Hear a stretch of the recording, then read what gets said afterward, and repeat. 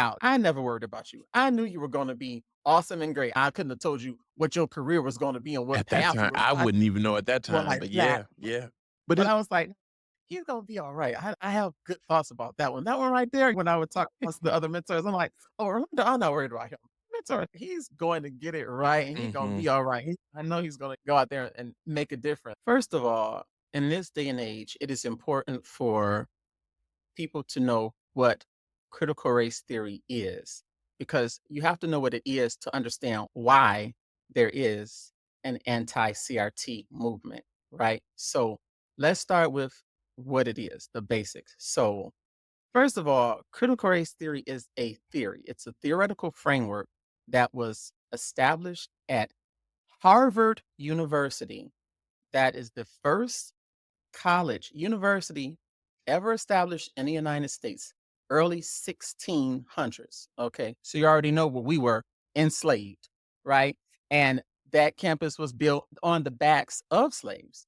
Okay. And it's a theoretical framework established at Harvard University Law School by individuals like Dr. Derek Bell, Dr. Kimberly Crenshaw. I know you heard of her, and a host of their colleagues, right? And so this was done, and they have been working on this in the 1960s, 1970s, 1980s, right? They were also working on it because of what they were also experiencing in mhm, society, right? mhm, So the critical race theory CRT movement is it's a collection of activists and scholars engaged in studying and transforming the relationship among race, racism, and power. It's a way of looking at race. It's a way of looking at why, after so many decades and centuries since the emancipation, we have patterns of inequality that are enduring and stubborn.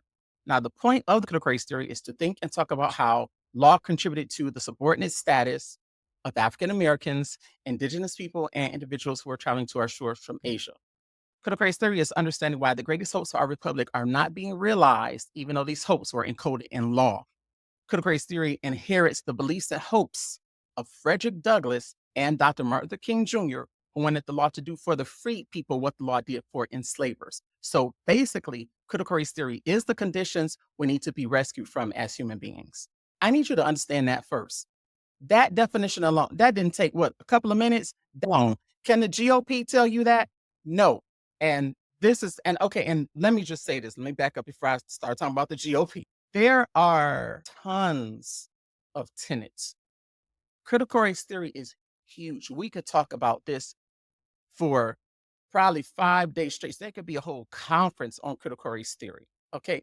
But I chose, when I wrote my dissertation, I chose to stick with the basics, right? Meaning those four, me and you have talked about it, the tenets, right? So yep, if racism is ordinary, business is normal, people of color are used to white folks not acknowledging it. And of course, we know this. We've had some wonderful white folks in our life, right? And some are more woke than others, but white people can just exist. That's something that I also learned from my pilot study. They don't have to think about color because they're not a person of color. They can just exist and go on because that is their experience. And then interest convergence, there is no motivation to remove racism, just no motivation to make any change. And then also, of course, social construction, people with the same traits, hair color, complexion, and then also with social construction, society uses it, manipulates it, gets rid of it when they see fit, or just because. And reality, this is a white man's America. I don't care what anybody says. We're on stolen land, but we are on the stolen land because you know why. I know what our forefathers did to my people. Forefathers, meaning, for people who might not know what I mean, the first four presidents of the United States of America. They set the tone. That is why racism is so ingrained within every single thing that we do. And then, of course, lastly, I did the fourth tenet, counter storytelling, which is telling and amplifying the stories of people of color, of a culture, meaning individuals that are like minded, doing some of the same things. In my case, chief diversity officers. But I also put a take on that by also saying these are individuals counter storytelling the way that I did it, telling their story with care and compassion. this is Social Justice Origin Stories. I'm your host, Rolando Tompkins Jones. Social Justice Origin Stories is a storytelling project that highlights personal stories and defining moments that have inspired individuals and organizations to labor for equity and social justice. Through truth telling, the honest sharing of their experiences, storytellers teach us about themselves, enabling us to learn about ourselves and our world through their stories.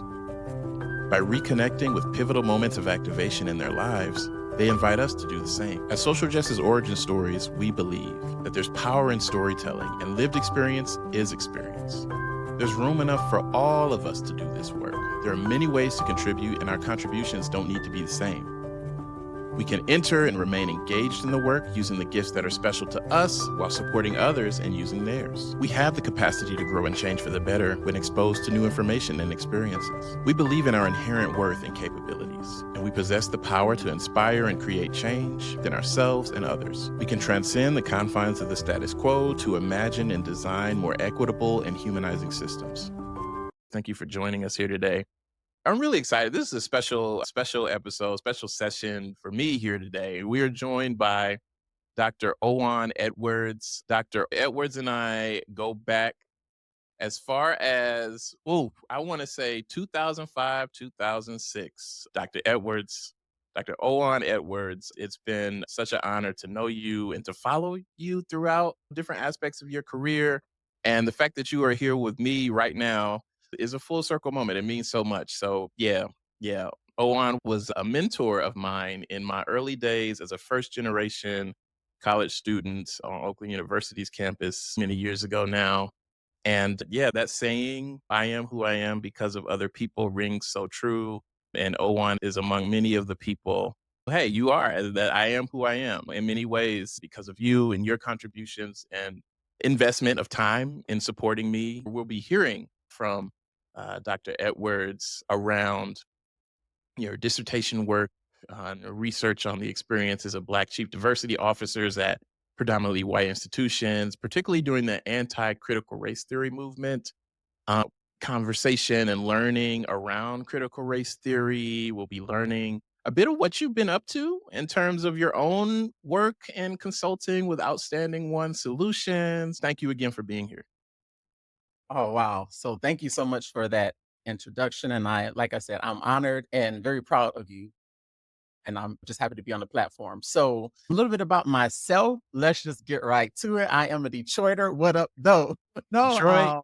that's where it started. That is home. I've said that so many times in introductions and just being in class alone, because I tell some of the students that I come across, you should be proud of where you come from. That was instilled in me. And so from being in Detroit, I'll start with the basics. My high school was quite influential and it put a lot of good in me so that you could meet me at Oakland University. And I already had certain skills so that I could pour into your life. And of course, that was being inspired to do great things by the founding principal of the Detroit High School for the Fine and Performing Arts, known today as Detroit School of the Arts, DSA.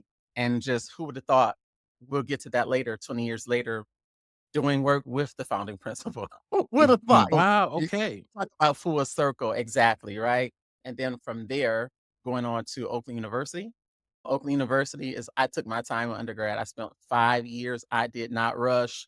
I developed my skills, worked orientation for 3 years, met incredible leaders who now VP Dawn Aubrey was one of the folks who just poured into me and was just an incredible supervisor. People like Omar Brownell, at the time, director of the Center for Multicultural Initiatives, and then people like Dr. Shonda Scott. That was my favorite professor in the Human Resources Development program, which is what my bachelor's is in. So I did Bachelor's of Science, Human Resource Development with double minors in Labor and Work and Communication at Oakland University. I am a Golden Grizzly and proud of that. Right after that, I went to Michigan State. I'm also a Spartan. And so I earned my Master of Arts in the Higher Adult and Lifelong Education program. And Michigan State, I'm telling you, it was perfect timing for me to be there. I got to study abroad in the UK while I was there, and I wouldn't have wanted it to be any other way. And then after that experience, I got a job at University of Maryland College Park, and I got to move to DC Okay. when Obama had just got in office. Could you imagine how I felt? 2008? The Like, energy. oh, the energy was off the charts. It was a good time to be Black and just I had my master's working at University of Maryland. I was living the life, okay? And then fast forward, I stayed there 10 years. Who would have thought? A decade, and ended up coming to Tallahassee, Florida to pursue my PhD in higher education. And then, as you mentioned, getting to the point where I have completed my dissertation and I have very happy, proud of that, a class of 2023. And then, of course, the title of my dissertation is The Experiences of Black Chief Diversity Officers at Predominantly White Institutions During the Anti-Critical Race Theory Movement. Very timely for such a time as this. And so there you have it. Other than that, I'm just like anybody else. Okay. I like to work out. I like to travel, slowing down a little bit on the travel, but just living my best life. Yeah, so thank you for taking us through that journey, and Omar is still there, is still the Center for Multicultural Initiatives, and he has also committed to joining me and sharing some of his social justice origin stories as well for this project, so I'm excited. This was a lot of full circle moments, so I appreciate you being here. A quote that I've been sharing with guests is from Corey Bush, who had said, "Many of us do not choose to become activists. Instead, we are activated." So what are Mm. some of the things that have activated you on your own journey learning and laboring for social justice? I would start with my grandmother. So my grandmother, this is my maternal grandmother. Okay. And so her name is Johnny Bill Craig, and she was born in 1930. She's still around and just recently in May celebrated her 94th birthday. And she also is alumni of Miles College, class of 1951, Birmingham. Okay. So just simply knowing the reason why her and my great grandmother, Martella, left Birmingham, Alabama to migrate to Detroit, Michigan in 1951. This will be before Brown versus Board of Education went into the Supreme Court. You already know why she went. Jim Crow, you name it. It was terrible for Black folks. And then as I got older and listening to her stories and her just really empowering me and setting that fire, it was already lit, but I needed to go to those places like the Oaklands and the Michigan states and the Florida states so that it could be developed to, what it is today. Now, another piece that was a life-changing experience was at Oakland University. We have a mutual friend and colleague, okay, by the name of, I'm just gonna say your name, Sheila. Okay. Yes, yes. Very, very good friend. And during our time at Oakland University, you were there at the time too. There was this, and I know it still exists, the Keeper of the Dream Awards and Scholarship, right? Mhm. Everybody who's anybody. There are a lot of just beasts in the field, if you will, amongst student leaders at that time while we were That's there. right. And I That's was, right. and I'm proud to say that. And everybody can't win the award. I think Mhm. they're on the slots or however you want to say it, six positions for folks to get it. And so I did not get it. And of course, I was down about it. And then I was like, it is what it is. You'll get something else. There's something to learn from everything. So I get a call from another friend who was an orientation group leader with me. He says, I was so excited. I got the award. And guess who the keynote speaker is going to be? And I'm like, who? And it's just Mrs. King. And I'm like, oh, the daughter, Bernice? And she said, no, Yep. Scott King. And I almost fell to the floor. We talked, oh, no, I would not get it the year that Mrs. King is coming to the university. She had to fly in from Atlanta at the time. Mhm. Sheila called and said, I think they made a huge mistake by not giving you the award. She said, my mom and my grandmother are coming, and my sister is not coming or has something else going on. I want you to have my final ticket, and you're going to get a chance to meet Coretta Scott King, That's right. the reception, and then hear her do a speech at the dinner. Sheila was already a really good friend because at that time in my life, I was doing things like Lighthouse Campus Ministry, singing the Oakland University of Gospel Choir of Oakland University. And so we were just really supportive, eating, studying together. That's what you're supposed to be doing. You're in college, Mhm. she wants to finish. And that just brought us even closer. But what I did not know is that I would get a chance to shake Mrs. King, hit her hand. So she Oof. shook this right here, so that was really you said the flyer that what was the term you used? What It's like many of us do not choose to become activists. Instead, we are activated. And it's Yes, yeah, that's one of those moments. that activation and that can't happen anymore. Mrs. King has gone on to glory, paradise, however you refer to life after death. And I know all that woman did. Mhm. So, besides meeting my grandmother and Mrs. Coretta Scott King, I never really needed to meet any other queen, queen of Mhm. England.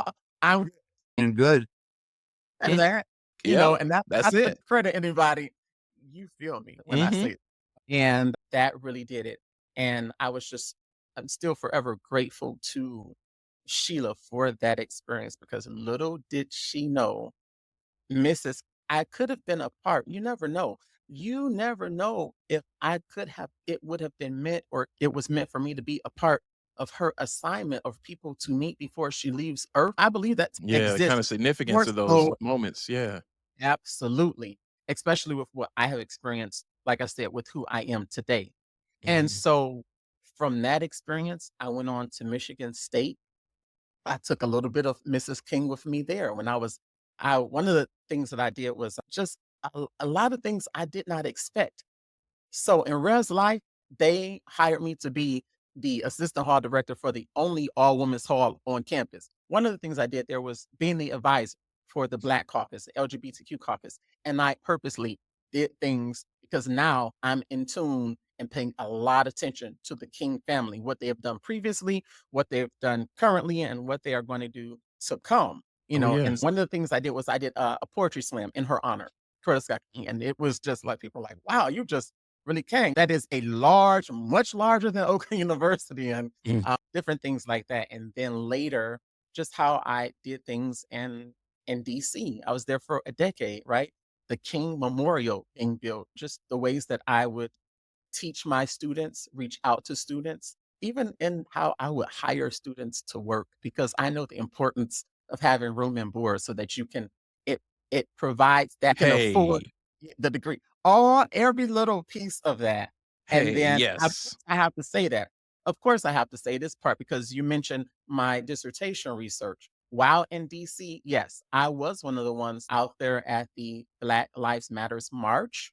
This would be at a time when John Lewis was still alive, and it was the Yes. year right before Donald Trump got in office. So we were out there with the chants and marching to the Capitol where John Lewis met us on the steps. They had to put somebody out there, all of these radical, charged up and yes, angry individuals. And let me just say this. Rightfully. Okay, there were tons, all types of ethnicities out there marching with us. And then I saw just a number of things. I was still working downtown DC when Trump had there were Mm. more pro front of our building than you could imagine. Okay. I probably still have pictures of it in my cell phone if I search hard enough, Yeah. to time period. And Yeah. so again, watching all of this, I'm already activated. Why? I met Coretta Scott King. And some people, I don't Mhm. see that every day, but believe it or not, meeting that lady had something to do with the way I wrote my dissertation. Can you believe? Woo. That's But who would powerful. have thought? I met her in the year before she passed away. So that would have been 2005, if I'm not mistaken. Mhm. I wrote a dissertation years later. That's impactful and Yeah. extremely powerful, and then to be honest, I did not go to the King Center to explore by myself the way I really wanted to until after I was already doctor, because Wow. I had gone to Atlanta, but it just life Yeah. is yeah, and I always knew I need to go here by myself so that I Mhm. can have time to just explore, take it in, take a deep breath. It's impossible to read every single thing at a museum, but you better believe once I got to go, I read everything possible. In fact, I went twice because it just Yes. felt that way for me. I needed to really take that in. And then my grandparents, growing up, my grandparents were pastor and first lady. So they had a nice storefront on the move and storefront church, Baptist church on the move, just go getters. And they told me earlier on when Dr. King was alive, when he came to Detroit to test out his I Have a Dream speech, they were with him. I'm like, they walked with him. They always had this really huge carpet. of Dr. King as you would walk up the stairs. So my grandparents, a little context because you're a Detroiter. My grandparents lived in the Boston Edison district in Detroit. See, Okay. exactly the I see it main address of immediately. the house. They had a big family, and so there was always this large carpet of Dr. Martin Luther King Jr., but the carpet was on the wall as if it were a painting. And I always wonder, and so listening to the stories from my grandparents, who would have thought years later I actually meet his wife? And Mhm. those are the things that have really activated activated me. Those are some pretty unforgettable moments in my life, but it was supposed to happen. Mrs. Yeah. King got on a plane and flew to Michigan. I did not go to Atlanta or just happen to be at the right place at the right time and walk in and meet her. No, she had to fly to get to me. And that's when you know it's meant to be. I didn't know that was going to happen. And so it was meant to be. And and from that moment, you also talked about how it impacted you so much in her life and the King family.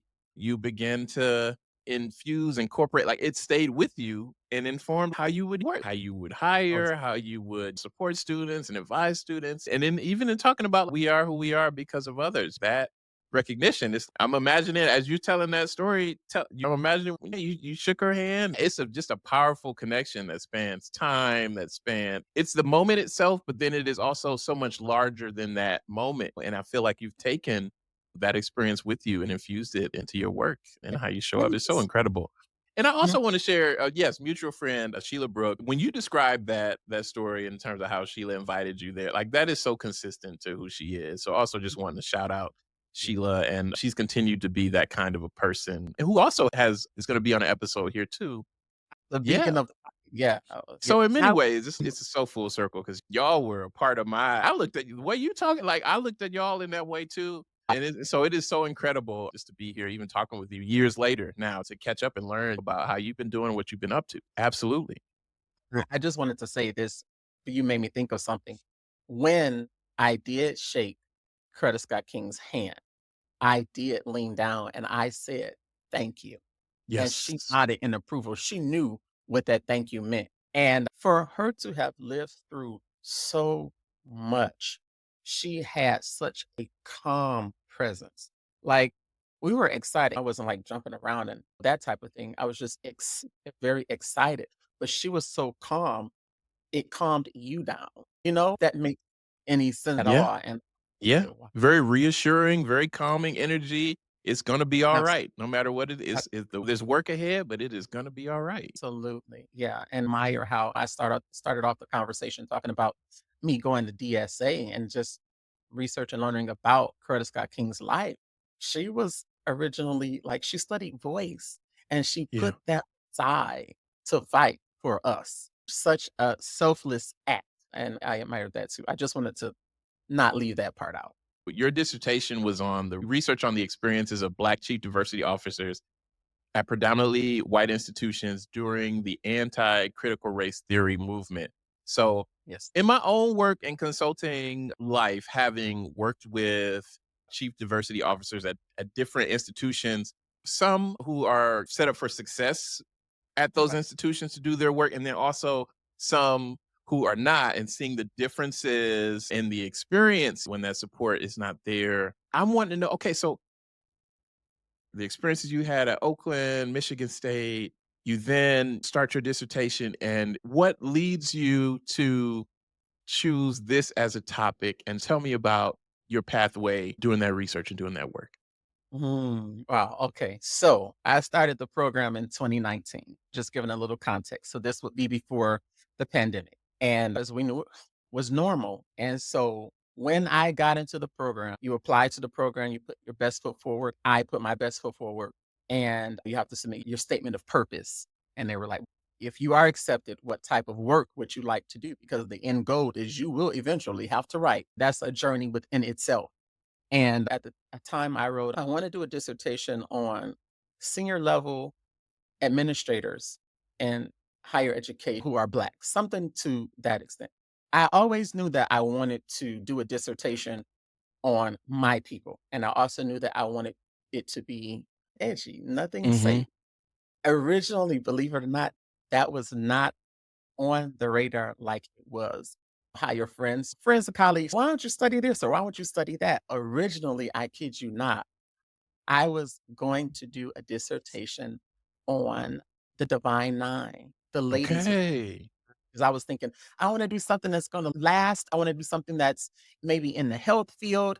So, as a resident director, as an assistant hall director at Michigan State, and as a resident director at University of Maryland, College Park, one of the things that I did well was program. Those positions are highly administrative, although those are the entry level positions usually for higher education and student affairs work.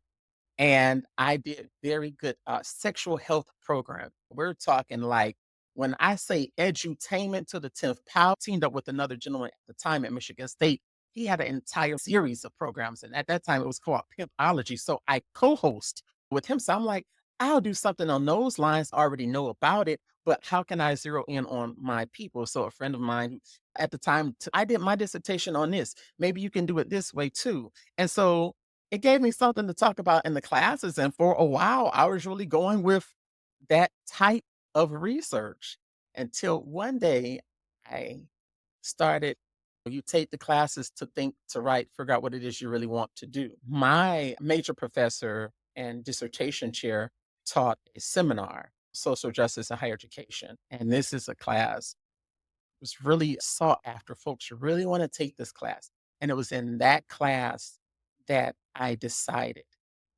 I'm going to change my focus and my dissertation topic. This was in year 3, and I decided I want to change my dissertation. I had to base from scratch. And Mm. most people are trying to do that, but it hit me so hard and I had to do it. One thing you wouldn't know is while at every institution I've gone to, I'm big on relationships. And so at the time that I was at the University of Maryland College Park, I ended up making friends because I worked in Res Life, but I also worked in the office of the bursar. So this would be when I worked in the bursar's office, and I would go across the street and I made friends with the executive assistant of the then chief diversity officer who was in that position then. And Okay. sometimes I would go on my lunch hour or after lunch, or I figured out probably was during lunch because I needed to be in the office when I needed to be there to just talk to her. And so little did I know, she was also planting little nuggets of knowledge because I had always been interested in what CDOs, chief diversity officers, do. But then I went away from it. And then when I came back, another thing that I did as a part of my assistantship in my doc program is I worked with an organization that is just absolutely phenomenal, and it's called Sisters of the Academy Soda Institute. And one of my major professors, one of the founders. And so what they do is they help Black women who are trying to get through their PhD programs. It might be going through racism or just different obstacles. Once you come through the soda boot camp, you go and you graduate, or either they're on a path trying to get tenure and promotion. And it's like, how do I put it in perspective? It's all really credentialed Black women, and they are really there to help you. Okay. Now, it's no half stepping. Okay. Yeah. This is the Yeah. real, Yeah. You'll but be held accountable. Yes. And we're when there to help you. Yeah. Yeah. oh, most definitely. Never seen anything like it. So by me being around that all the time, I now have access to, I call them all of these new aunties with Yeah. PhDs, and they're Black. Can you imagine? I did not expect, that to happen. One of them happened to be a chief diversity officer, right? Okay. Right. And so just talking to her and hearing her thoughts, and I said, you know what? This is what I want to do. So reading the literature, that's why they have you read so much. A PhD program is like a master's program on steroids, but you're finding your way. It's supposed to be a journey. And I wanted to do something that I would be passionate about. And so diversity, equity, and inclusion is under attack. Yeah. Who would have thought? And another reason Yeah. why I did it, because believe it or not, that grandmother I told you about, my grandma Craig, said to me, and said to all of her grandchildren, "You all need to make sure you go to school because there could come a day when they might try to make it harder for you all to go." And you are. And look at what we're seeing now. And Yes. I'm just like, man, my grandmother is just wise, very wise because she knew. And there is no way in the world that's not how I meant to start that sentence. Let me ask you a question. You don't necessarily, doesn't necessarily require an answer. Why in the world am I still dealing with some of the same issues that my grandmother had to deal with 2024? Mhm.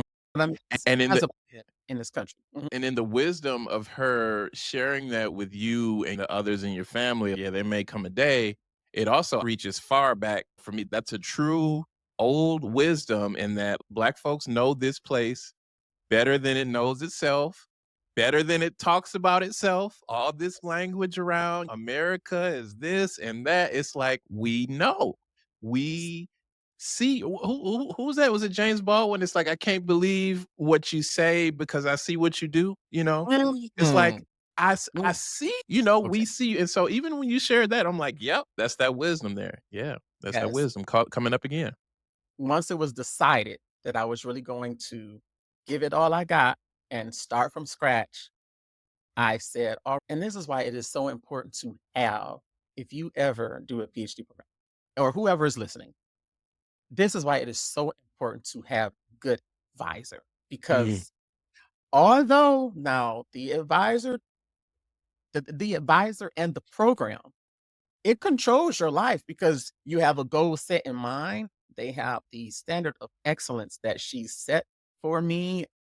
That's what you want. You want to leave a PhD program smarter or better than you were before you got in it.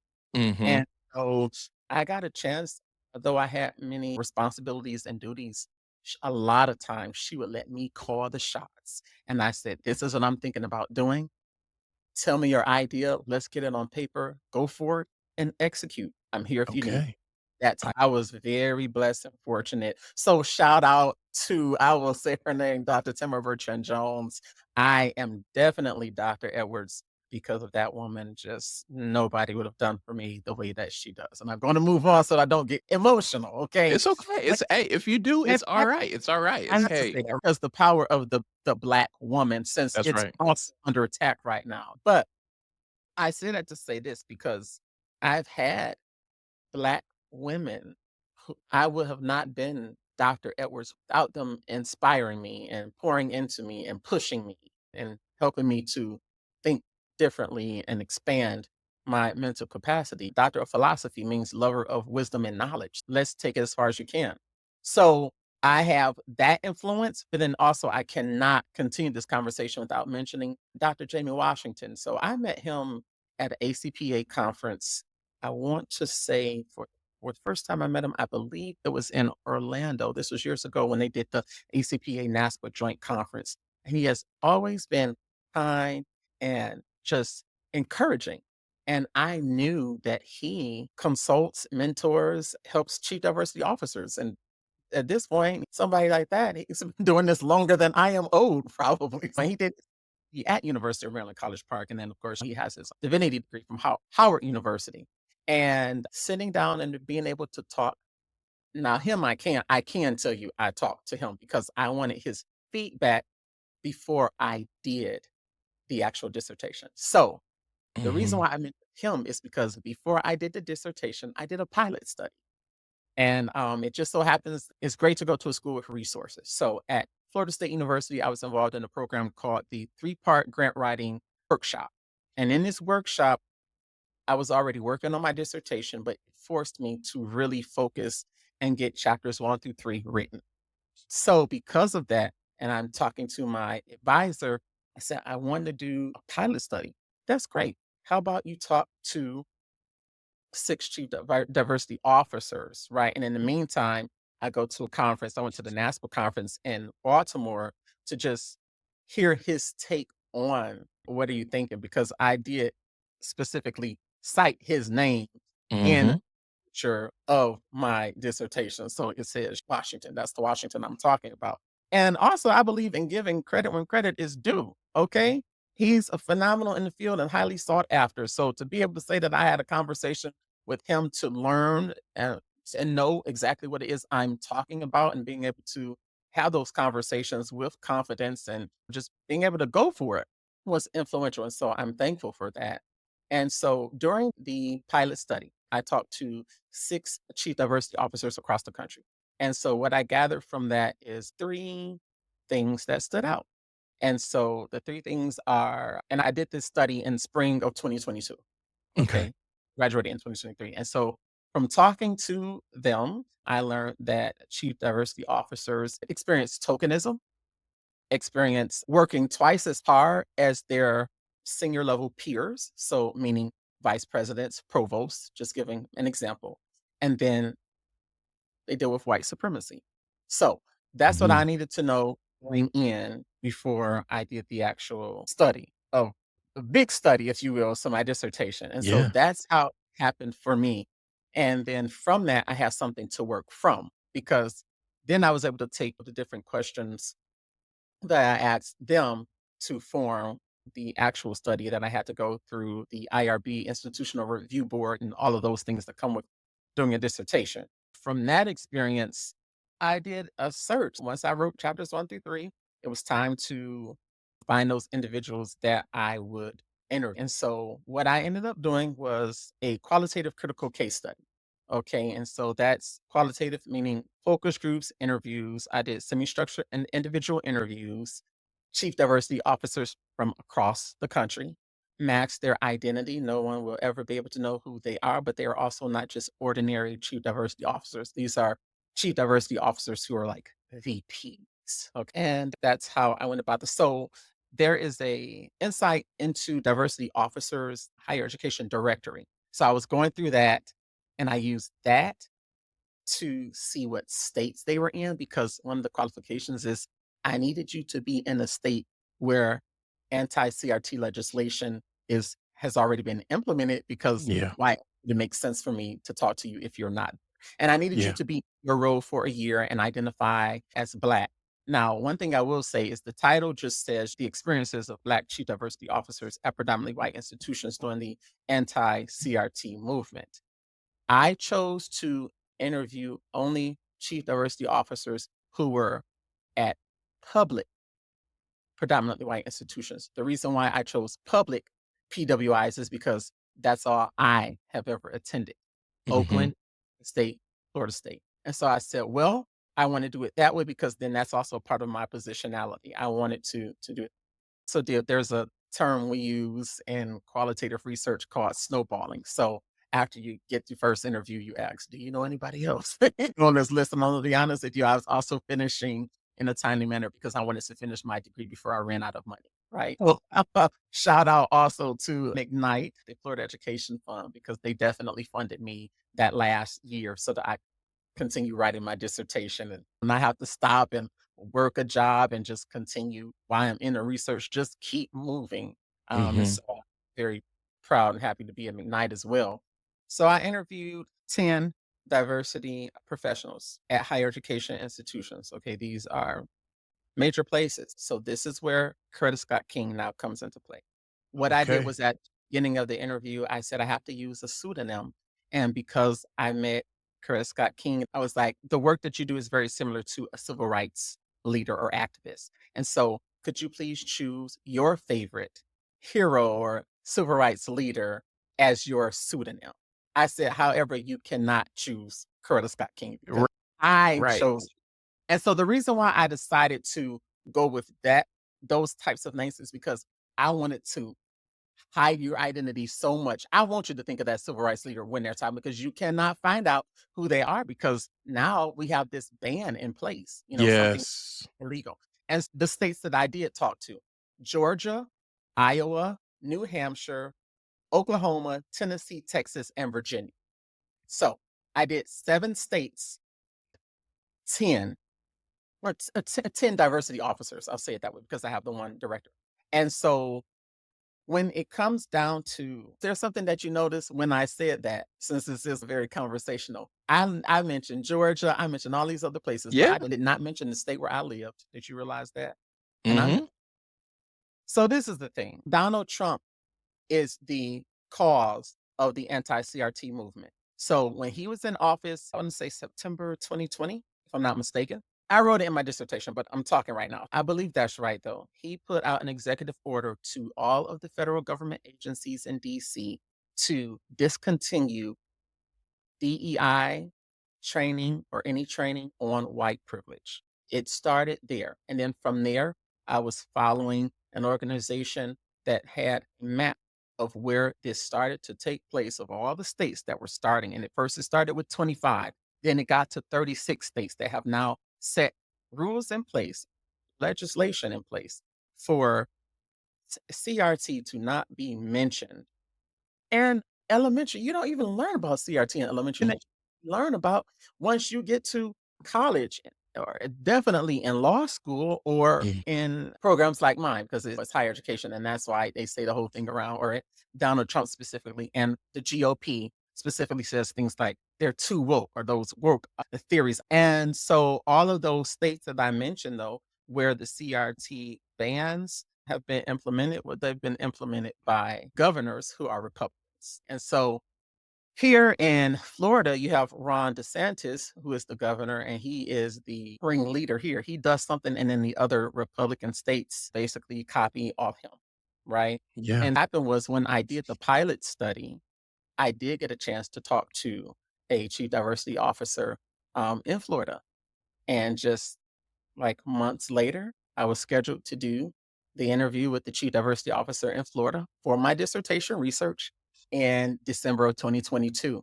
And I was told the interview cannot happen because the chief diversity officer and that division at that particular university was under a subpoena.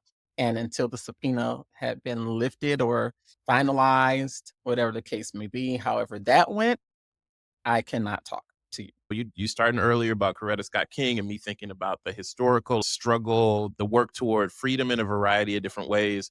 In focusing on that experience is also a continuation of that legacy. We're going to where the stuff is happening. We want to hear about their experiences. We want to know how they're doing, what kinds of supports they need.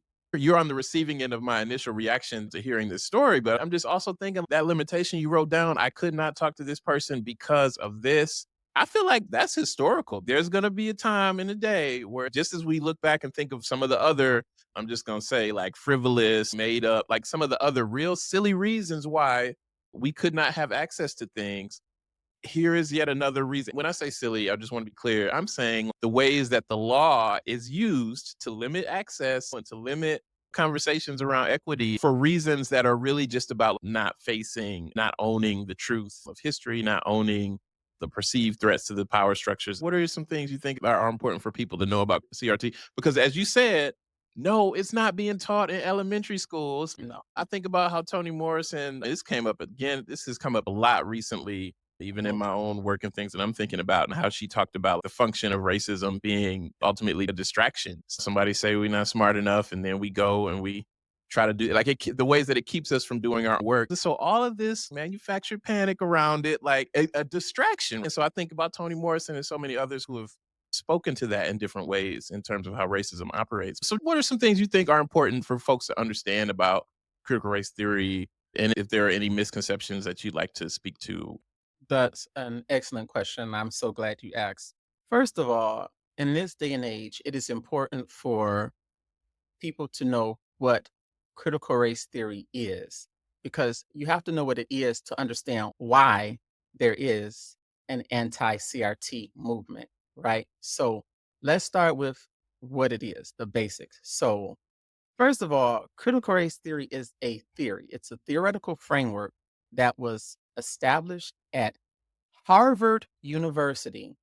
That is the first college, university ever established in the United States, early 1600s. Okay. So you already know where we were enslaved, right? And that campus was built on the backs of slaves. Okay. And it's a theoretical framework established at Harvard University Law School by individuals like Dr. Derek Bell, Dr. Kimberly Crenshaw, I know you heard of her, and a host of their colleagues, right? And so this was done, and they have been working on this in the 1960s, 1970s, 1980s, right? They were also working on it because of what they were also experiencing in Mhm, society, right? mhm, So the critical race theory CRT movement is it's a collection of activists and scholars engaged in studying and transforming the relationship among race, racism, and power. It's a way of looking at race. It's a way of looking at why, after so many decades and centuries since the emancipation, we have patterns of inequality that are enduring and stubborn. Now, the point of the critical race theory is to think and talk about how law contributed to the subordinate status of African Americans, indigenous people, and individuals who are traveling to our shores from Asia. Critical race theory is understanding why the greatest hopes of our republic are not being realized, even though these hopes were encoded in law. Critical race theory inherits the beliefs and hopes of Frederick Douglass and Dr. Martin Luther King Jr., who wanted the law to do for the freed people what the law did for enslavers. So basically, critical race theory is the conditions we need to be rescued from as human beings. I need you to understand that first. That definition alone, that didn't take what, a couple of minutes? Long. Can the GOP tell you that? No. And this is, and okay, and let me just say this. Let me back up before I start talking about the GOP. There are tons of tenets. Critical race theory is huge. We could talk about this for probably 5 days straight. There could be a whole conference on critical race theory. Okay. But I chose, when I wrote my dissertation, I chose to stick with the basics, right? Meaning those four, me and you have talked about it, the tenets, right? So Yep. if racism is ordinary, business is normal, people of color are used to white folks not acknowledging it. And of course, we know this. We've had some wonderful white folks in our life, right? And some are more woke than others, but white people can just exist. That's something that I also learned from my pilot study. They don't have to think about color because they're not a person of color. They can just exist and go on because that is their experience. And then interest convergence, there is no motivation to remove racism, just no motivation to make any change. And then also, of course, social construction, people with the same traits, hair color, complexion, and then also with social construction, society uses it, manipulates it, gets rid of it when they see fit, or just because. In reality, this is a white man's America. I don't care what anybody says. We're on stolen land, but we are on the stolen land because you know why. I know what our forefathers did to my people. Forefathers, meaning for people who might not know what I mean, the first four presidents of the United States of America.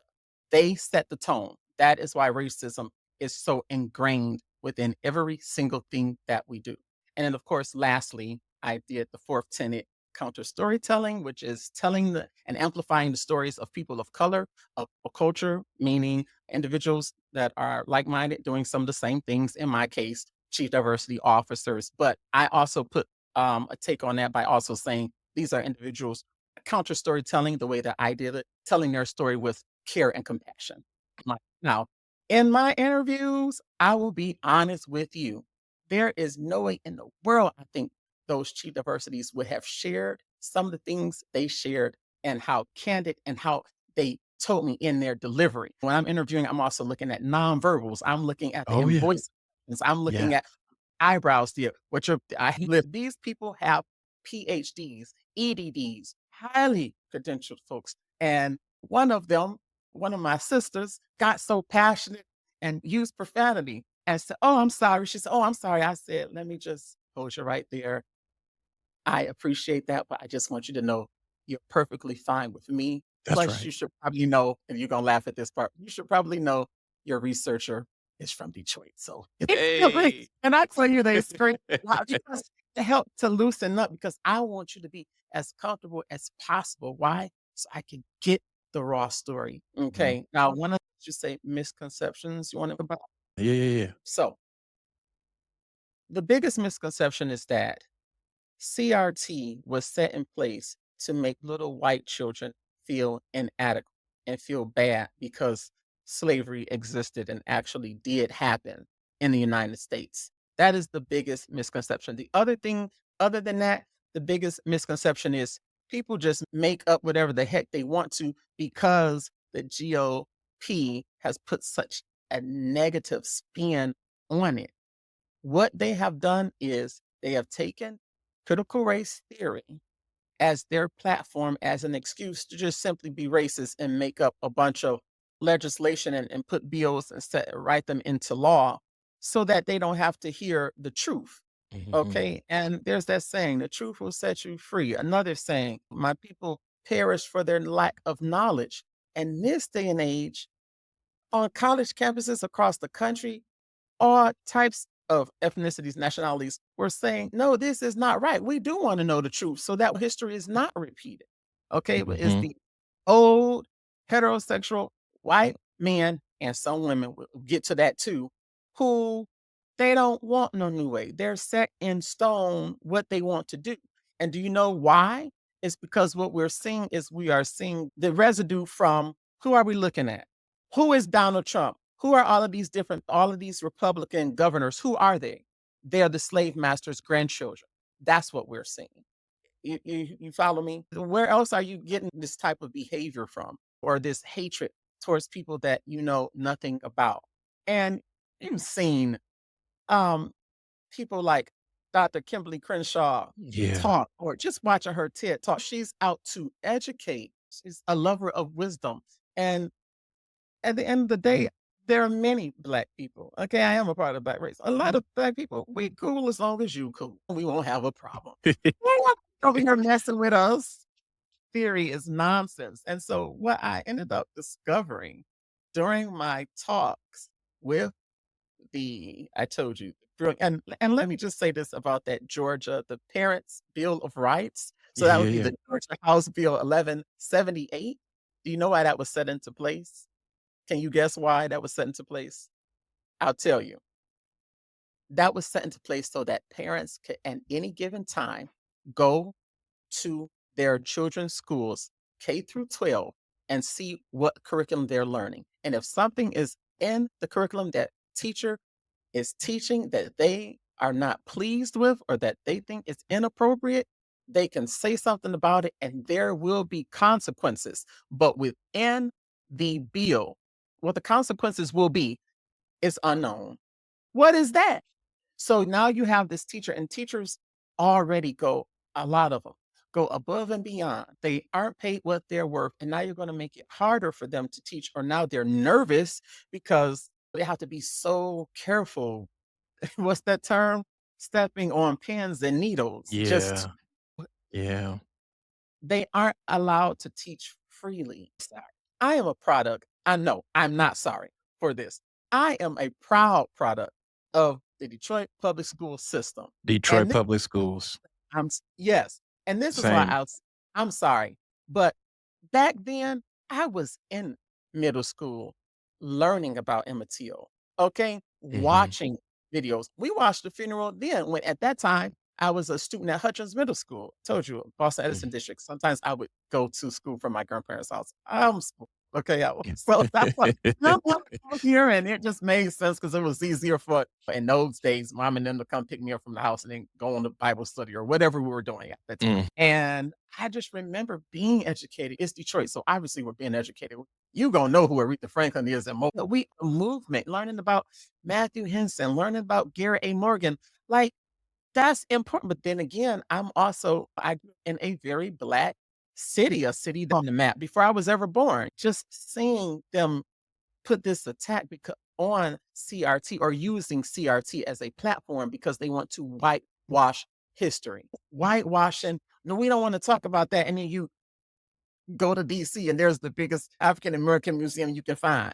Or you go to Montgomery, Alabama, like I did earlier this year, being a part of a think tank with, as I mentioned earlier, Dr. Denise Davis Cotton, the founding principal of DSA. And we're going to oh goodness, what is the museum? The Legacy Museum, or the Mhm. other, there's one on the inside and the outside. There's a museum, the social justice, I believe I'm saying the name right, social justice museum, where it's about lynching.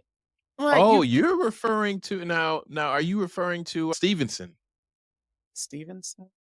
The I might have. attorney, Brian Stevenson, his work around lynching and creating national monuments. I know there's a place that is dedicated to that has tracked the lives that were taken, the Black folks that were murdered through lynching, and Yes. the different states in which it happened, and has called out to those states, claim ownership of this by taking your monument and putting it back in your state at these places. And in a way, it's for the states that take responsibility for that. Oh, It shows which states have taken ownership of that, and the ones that are remaining there are also an indicator of states that have not taken responsibility and own that these are things that actually happen. the National Memorial for Peace and Justice. Okay. And then you go there, and that's when you see it's so powerful. So many lynchings took place in our country, and that's just what was That's the reported. one. That's the one. Yeah, okay, that's well, okay, okay, Yep. I'm sorry, didn't That's the one I'm realize. talking about. Yeah. Okay, And and so then the in a like, and so in a way, I it's like right, this it tracks, like, which states have yes, claimed yes, ownership and have acknowledged the truth. Yes, this happened here in our state. It was absolutely, supported by the law here, and the call, I believe, has been for the states to then take these monuments, these statues, and put them in their states. And the ones that did it, you see the blank space, and the ones that did not, it still mhm, remains. It's to show, like, yeah, y'all still are ignoring this reality here. yes, and that is a powerful. I've gone twice. I went once as a doc student in my program for a class, and then I went again with the think tank. And I'm just telling you, like, those are so important because you can, yes, you can read a book, you can watch the movies, but when you actually a museum, that's education on a whole nother level because although we can't go back in time, it gives you a, a greater sense of what was experienced by our people at that time, by our people and our allies. The Underground Mhm. Railroad not consist of just black people. And so just and even with things like the Montgomery bus boycott, it didn't just consist of black people. Just it was just so important. And when I went for the first time, technically, I had already finished all of my coursework. I just happened to be in one of my professor's offices, just running my mouth. And my sister was on, and there. By the way, we're going into the museum this weekend. Do you want to go? And I'm like, and they're like, yeah. And so that was the actual first time I went. I said, oh, they was like, when is it? And they were like, it's coming up this Saturday, and if you come, it's on us. So I got to go for free twice. I have those good networks to be around good people. So that's just another part enhancing the work that I'm doing and realizing the importance of doing this work and still being able to have these conversations about it. And I learned something else when you're doing data analysis of something this serious and doing all those interviews. Listen, at that time, my part papers all over the wall, trying to make sense of things, color coding, scratching stuff off, tearing things out, wanting to pick up my laptop and throw it out the window. Didn't do that because that cost too much. Could you imagine? And then you have to remember, my entire dissertation is on racism. The very first sentence in chapter one, I'm talking about George Floyd.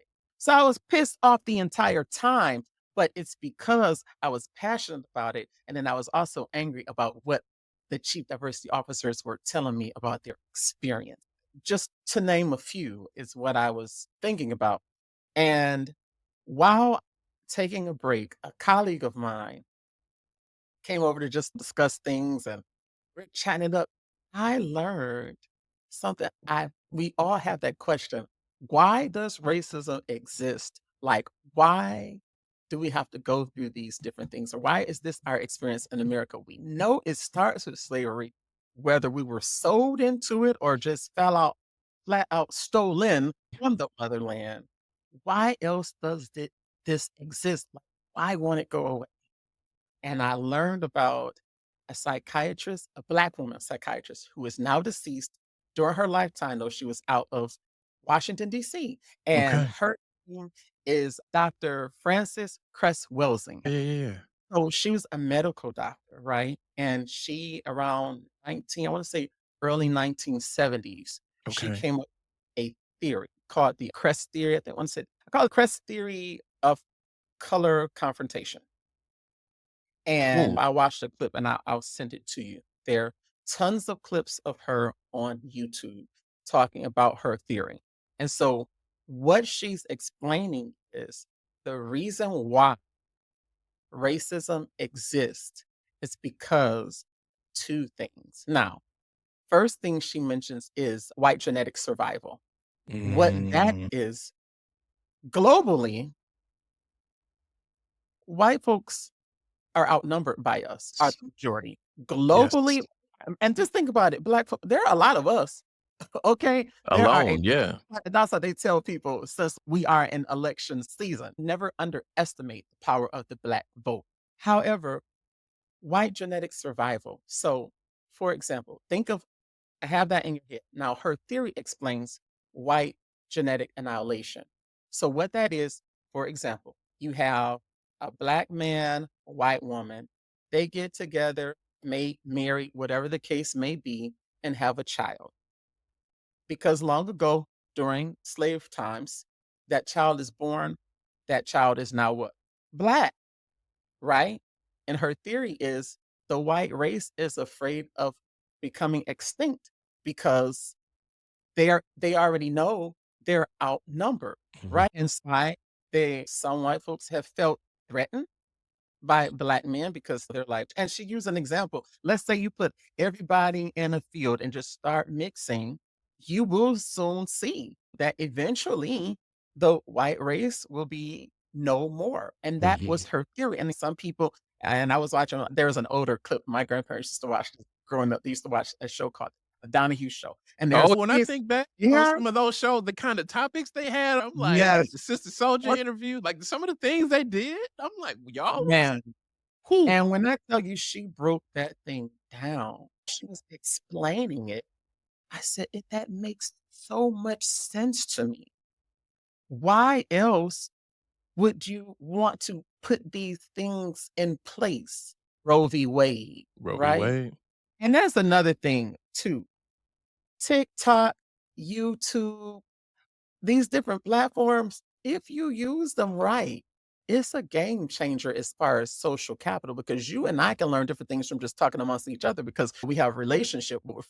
But if you use that, the level of knowledge you can gain from that, there's no limit. And so I said that to say this because that is how I was learning more about her theory. Plus, I went to Google Scholar and I actually found the theory too. Of course, I would do that. What else she had to say, I was listening to the breakdown from that.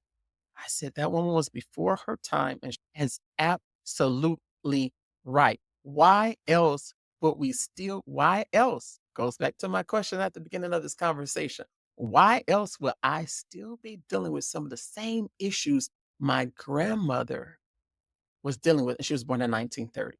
The math ain't mathing, right? As you explain that, it makes me think of what I've heard now folks referring to as great replacement theory and even within critical race theory, the interest convergence piece connected a lot of dots for me. Like, why are we still fighting for some of the same stuff that the elders were fighting for? That interest convergence and the ways it talks about like to the degree that progress is gained is proportional to the degree that whiteness believes that it is in its best interest to do. And if that interest ain't there, it ain't happening. I also think about that in terms of the ways that institutional memory is really short. Now going back to what your grandmother said around like there may come a day where they try to take this education away. That's not the memory that I'm talking about is short. I'm talking about thinking back in the pandemic. Oh, we got to Oh, do better. We have to invest in books and training and we need to learn how to support our black citizens better. mm, And now and I tell people this, we went from wanting to read all the books to now we gotta ban all the books and we can't talk about this anymore. That interest, it is no longer palatable for these oh, kinds of stories to be shared, for this kind of exploration, and now we gotta tighten it up now. So you talk about Roe v. Wade, you talk about things like immigration and policies around that, those connections are there. it really is. And then two, also when thinking about what I just mentioned, that the Crest theory and Dr. Francis Cress Welsing is with talking about all of that, her theory also puts into perspective when we go back to Roe v. Wade, white women weren't having babies. And so again, to that white genetic annihilation, we're going to put something in place to try to stop this from happening so that we don't become extinct or if you want to use the term out of style or that is another all of these bans on contraceptives and abortion and just it's a whole lot of more things. I don't know if you pulled the PDF of Project 2025, but it's just so much that comes along with that. I went up when Trump was in office, types of things. Not to mention, before he got the 34 felony counts, he had been responsible for millions of murders because had he not responded, what am I trying to say? Not respectfully, that's taking responsibility for the action. I lost a family member. I have both grandparents. The list goes on. Mhm. And so all of those things I think about. And then I have to mention my mother, my sweet mom. I dedicated my dissertation to my mom. All right. So, right, like I said, I was in DC protesting for the Black Lives Matter march. I posted a little clip on Facebook. I was just, yes, I'm out here. Look. And basically, my mother saw that clip and she called. And so she basically said, "So we won't be doing that anymore because I only have one of you." I already knew where she was coming from. Basically, the undertone, you might have met Coretta Scott King, but you not gonna be out there marching like they were. And Mm. say what else active. I said, I have to find another way to fight. Let's go become a doctor and write about something. Now, what do you think now? And let's just say she was quite. I just wanted to we were all going through this. What is it that somebody said on Instagram when somebody in Detroit I followed, they said, listen, we gotta do something, We gotta do you know, something. We gotta gotta do do something. I something. appreciate you sharing that example too, because it's also very much in the spirit of what this project is about too, a recognition that there are a variety of different ways to contribute and our contributions don't need to look the same. Some folks are doing that direct action in that way, but then other folks are writing about it. Other folks are elevating the stories of the Mhm. people doing the work. What are we learning from this? What is it that we need to do? What changes do we need to make? And all of those Absolutely. contributions are meaningful. So it's about folks thinking about what are the gifts that you are bringing? How are you situated? And then how can you then within your spheres of influence create change in different ways? So all of this research, your dissertation, all the things you're learning, and the way in which you work for equity, and you have also been translated and created and utilized some of that work within the Outstanding One Solutions. So the Outstanding One Solutions, that is my company, that is my baby. And it really came I always while in the PhD program, I knew eventually I want to have an LLC, and I talked about it for a couple of years, but I needed to give myself how you have to give yourself grace. I'm like, "Let's get the dissertation done first, and then you can think about Yeah, that later." yeah. So what ended up happening is I started to get engagements towards the end of my program, and then once I finished, there were a couple of things I was involved in. I did a little bit of contract writing grants, contract work, and then I was brought in by a couple of HBCUs to their HBCUs. Some of them these days are looking to expand their horizons and make sure that their doctoral students have the best at and just knowing how to do research on us effectively Mm, and making sure that you're doing your best, but also there's another thing, trustworthiness with research and all that comes along with that. And as I was doing this, I said, you know what? You're going to you should probably take this seriously and go ahead and establish yourself and have your LLC. It's going to be very important. And a lot of PhDs have an LLC because it just goes hand in hand. Operate in society. Once you get the PhD, you learn a lot. And we also know how to teach ourselves how to do things, right? And so you're writing a dissertation from scratch. You probably know how to or talk to them, like you know how to teach it if you need be. So what ended up happening is I said, for the longest time, I didn't know what I was going to call it. Believe it or not, the name of my the Outstanding One Solutions LLC, the name The Outstanding One actually came from Oakland University. Believe it or not. And so remember those years I worked orientation for 3 years. My staff would say, "Oh, you're so good with your students. You're outstanding O1 or the outstanding one." And then I would say, I'm going to just hold on to that. Just put that in my back pocket because there's a ring to that. And I appreciated my friends and colleagues at the time telling me that they were encouraging me. We rock with you, and we what do you say? We love to see it. So what ended up happening is years later, I they developed this Instagram, right, platform, and I'm like, "What's my name gonna be on Instagram? The Outstanding One," and just left it at that. So now I'm like, I don't think I wanna deviate too much away from that when I do my LLC. So I pulled from that, added solutions because there are multiple solutions that I can help you figure out. And that's really how that came to be. So my organization, it was founded this year, Black History Month. Okay. So February significant. absolutely. And so what I do is motivational speaking, virtual and in person, thought-provoking literature, consulting, and training. A number of topics. One that I really like to, and I know you're like, all of this stuff about chief diversity officers, it's true, but also do a training and facilitation on designing your vision board. And it really motivational and exciting because your life. And I also have to be mindful of some of the things that I say that now this is not a saying. This is my upbringing in the Black church, power in the tongue.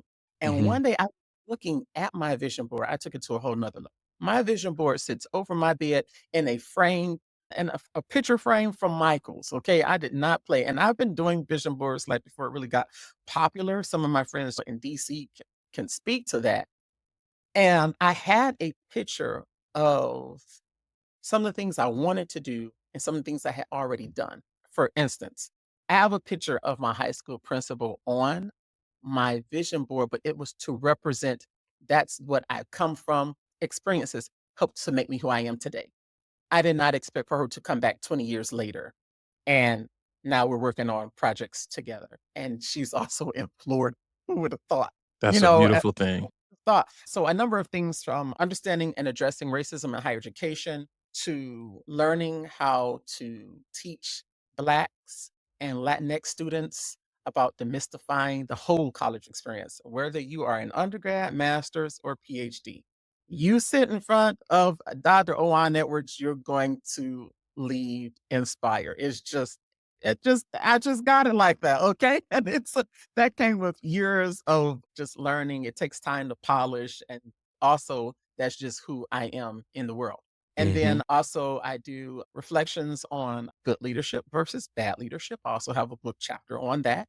And yes, in that book chapter, I am talking about the Trump administration in there as well, because the things out there that they wanted to do during the pandemic in terms of students coming back to the colleges and universities that I'm like, I don't think that's okay. I think I want to write about this. Hmm. To name a few. And then, of course, as I mentioned earlier, things on qualitative software tools. So that just to name a few, there are a number of things. I do have the website, the Outsetting Solutions LLC, to name a few, but that is company and I'm excited. It takes time to actually, when you sit down to do a thing and actually talk about yourself so that other people can learn about you. It's it really is the task, but I'm glad I finally did it because I wanted to be able to have that established before moving on to doing other things. Who am I? What are the gifts that I bring? What are my values? How do I all these really important questions that are important for other folks to know when when they're considering, working with you. And then also, messages that you want to make sure you're communicating out to the Oh, world. This ab is who I am so that it resonates with the people that I am talking to. So that yeah, it is quite a task. That's right. and my main thing, even at the beginning of my vision and my mission statement is my goal, it starts with the outstanding one solution. We strive to inspire and fill others with creative power, right? Because to do all of those things I mentioned, including the work that I do with Black doctoral women. You have to be inspired to keep on going. This is hard work and it's all hard.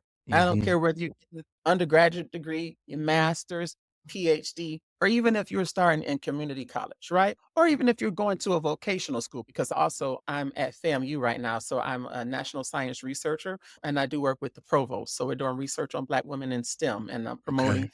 pushing that research forward. So I'm doing a lot of research and coding and writing articles. And then also, I serve as an instructional coach with the FAMU Trio Talent Search Program. So helping students 6th through 12th grade, teaching them about financial literacy and learning about the ACT, SAT, taking them to colleges and universities across the country. We recently took them to Hollywood studios to expose them to that as well, Disney World. And then also, hey, seeing me when they brought me on board, the president said, I would love for my students to see a Black PhD. Are you kidding me? But they can ask questions starting then. I have one, she's going off to Spelman.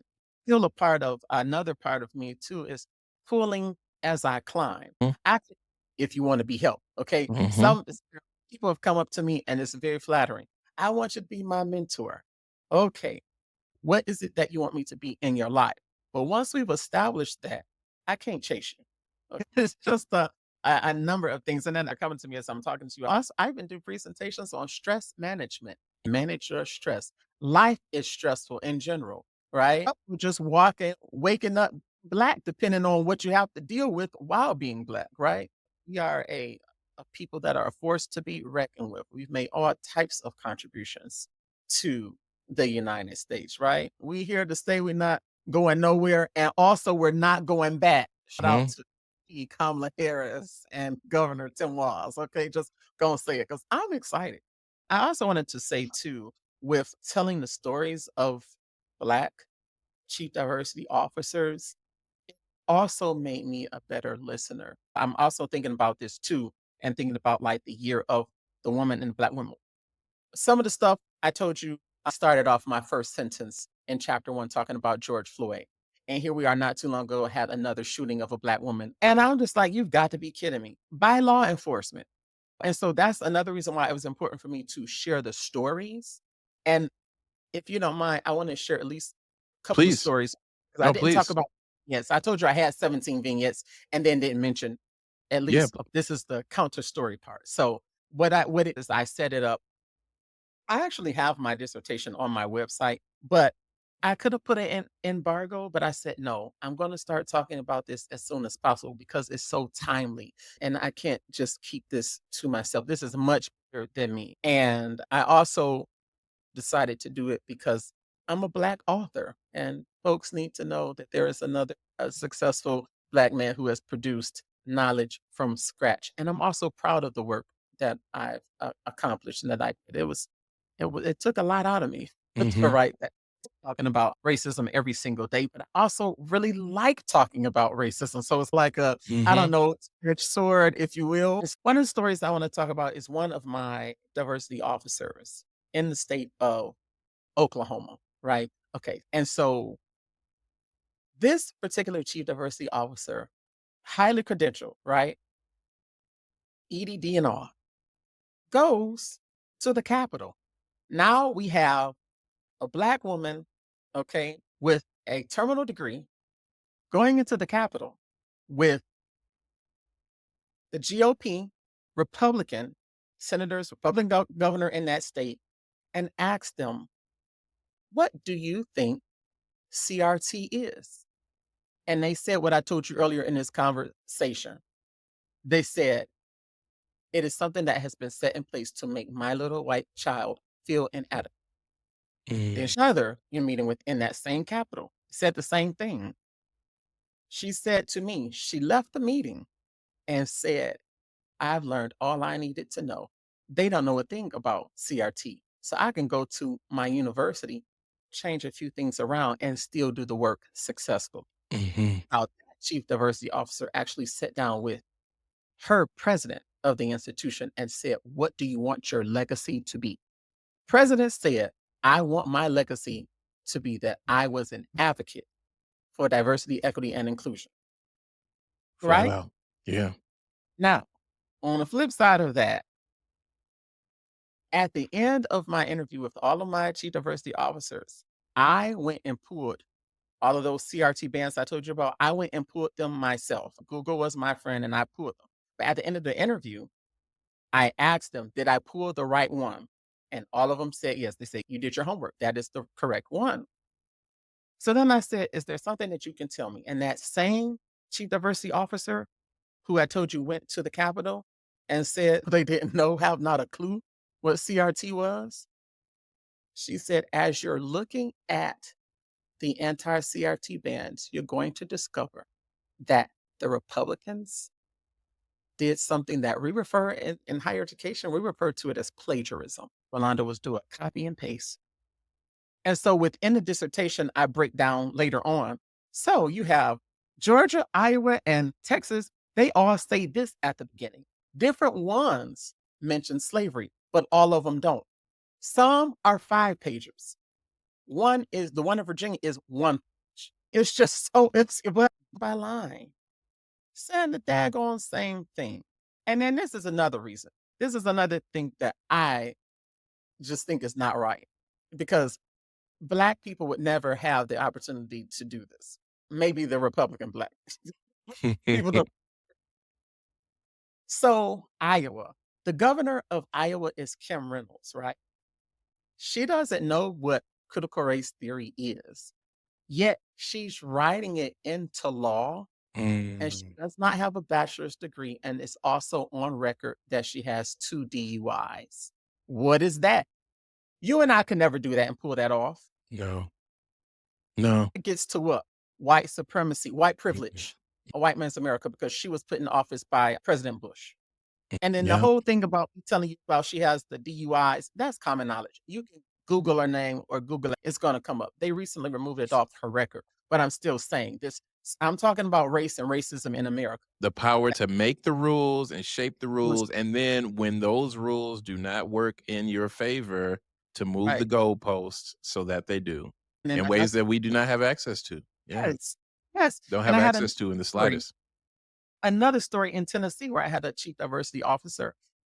His DEI division got completely defunded because Republican legislators got wind of them doing some type of initiative for the LGBTQ community on campus. And we're talking folks were out of a job, they were devastated. It was just traumatizing.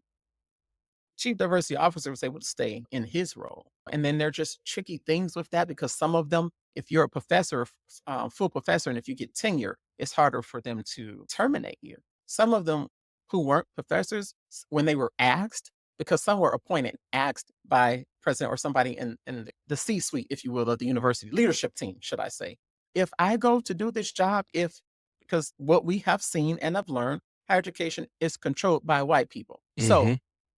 my division is defunded. I need something in writing that says I can go back to that other department and still have my job. Because Right. at the end of the day, I'm still a person. I still have a mortgage to pay, or whatever the case may be. That's right. Right. Yeah. So just taking in some of those stories. I want to share one more story because you Yeah, can get please. access. And this one is a microaggression. This Mhm. seasoned, extremely brilliant brother I talked to. And that one is in the state of Virginia because I also looked at the anti CRT legislation in Virginia.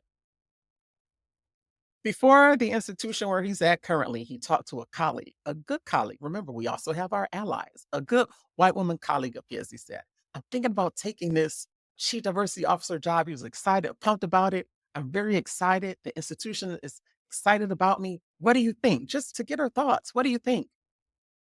She said to him, Oh, I would steer away from those type of positions. Mhm. They're ghettoized.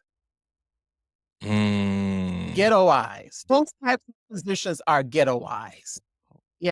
He said to me, I don't even think she realizes what The she gravity said. of what you just said, that Yeah. speaks so much about the ways you've been socialized and the internalized white supremacy there, then you think you trying to help me and you don't even know what you're saying right now. You don't even Sad. know what you just said right now, how racist that is. Absolutely. And so then when you are educating, because it's happened to me in my programs, using those microaggressions, not often. Thankfully, I was fortunate and went at a good program, but just amongst some of the individuals I was going to school, they didn't even realize that was a microaggression.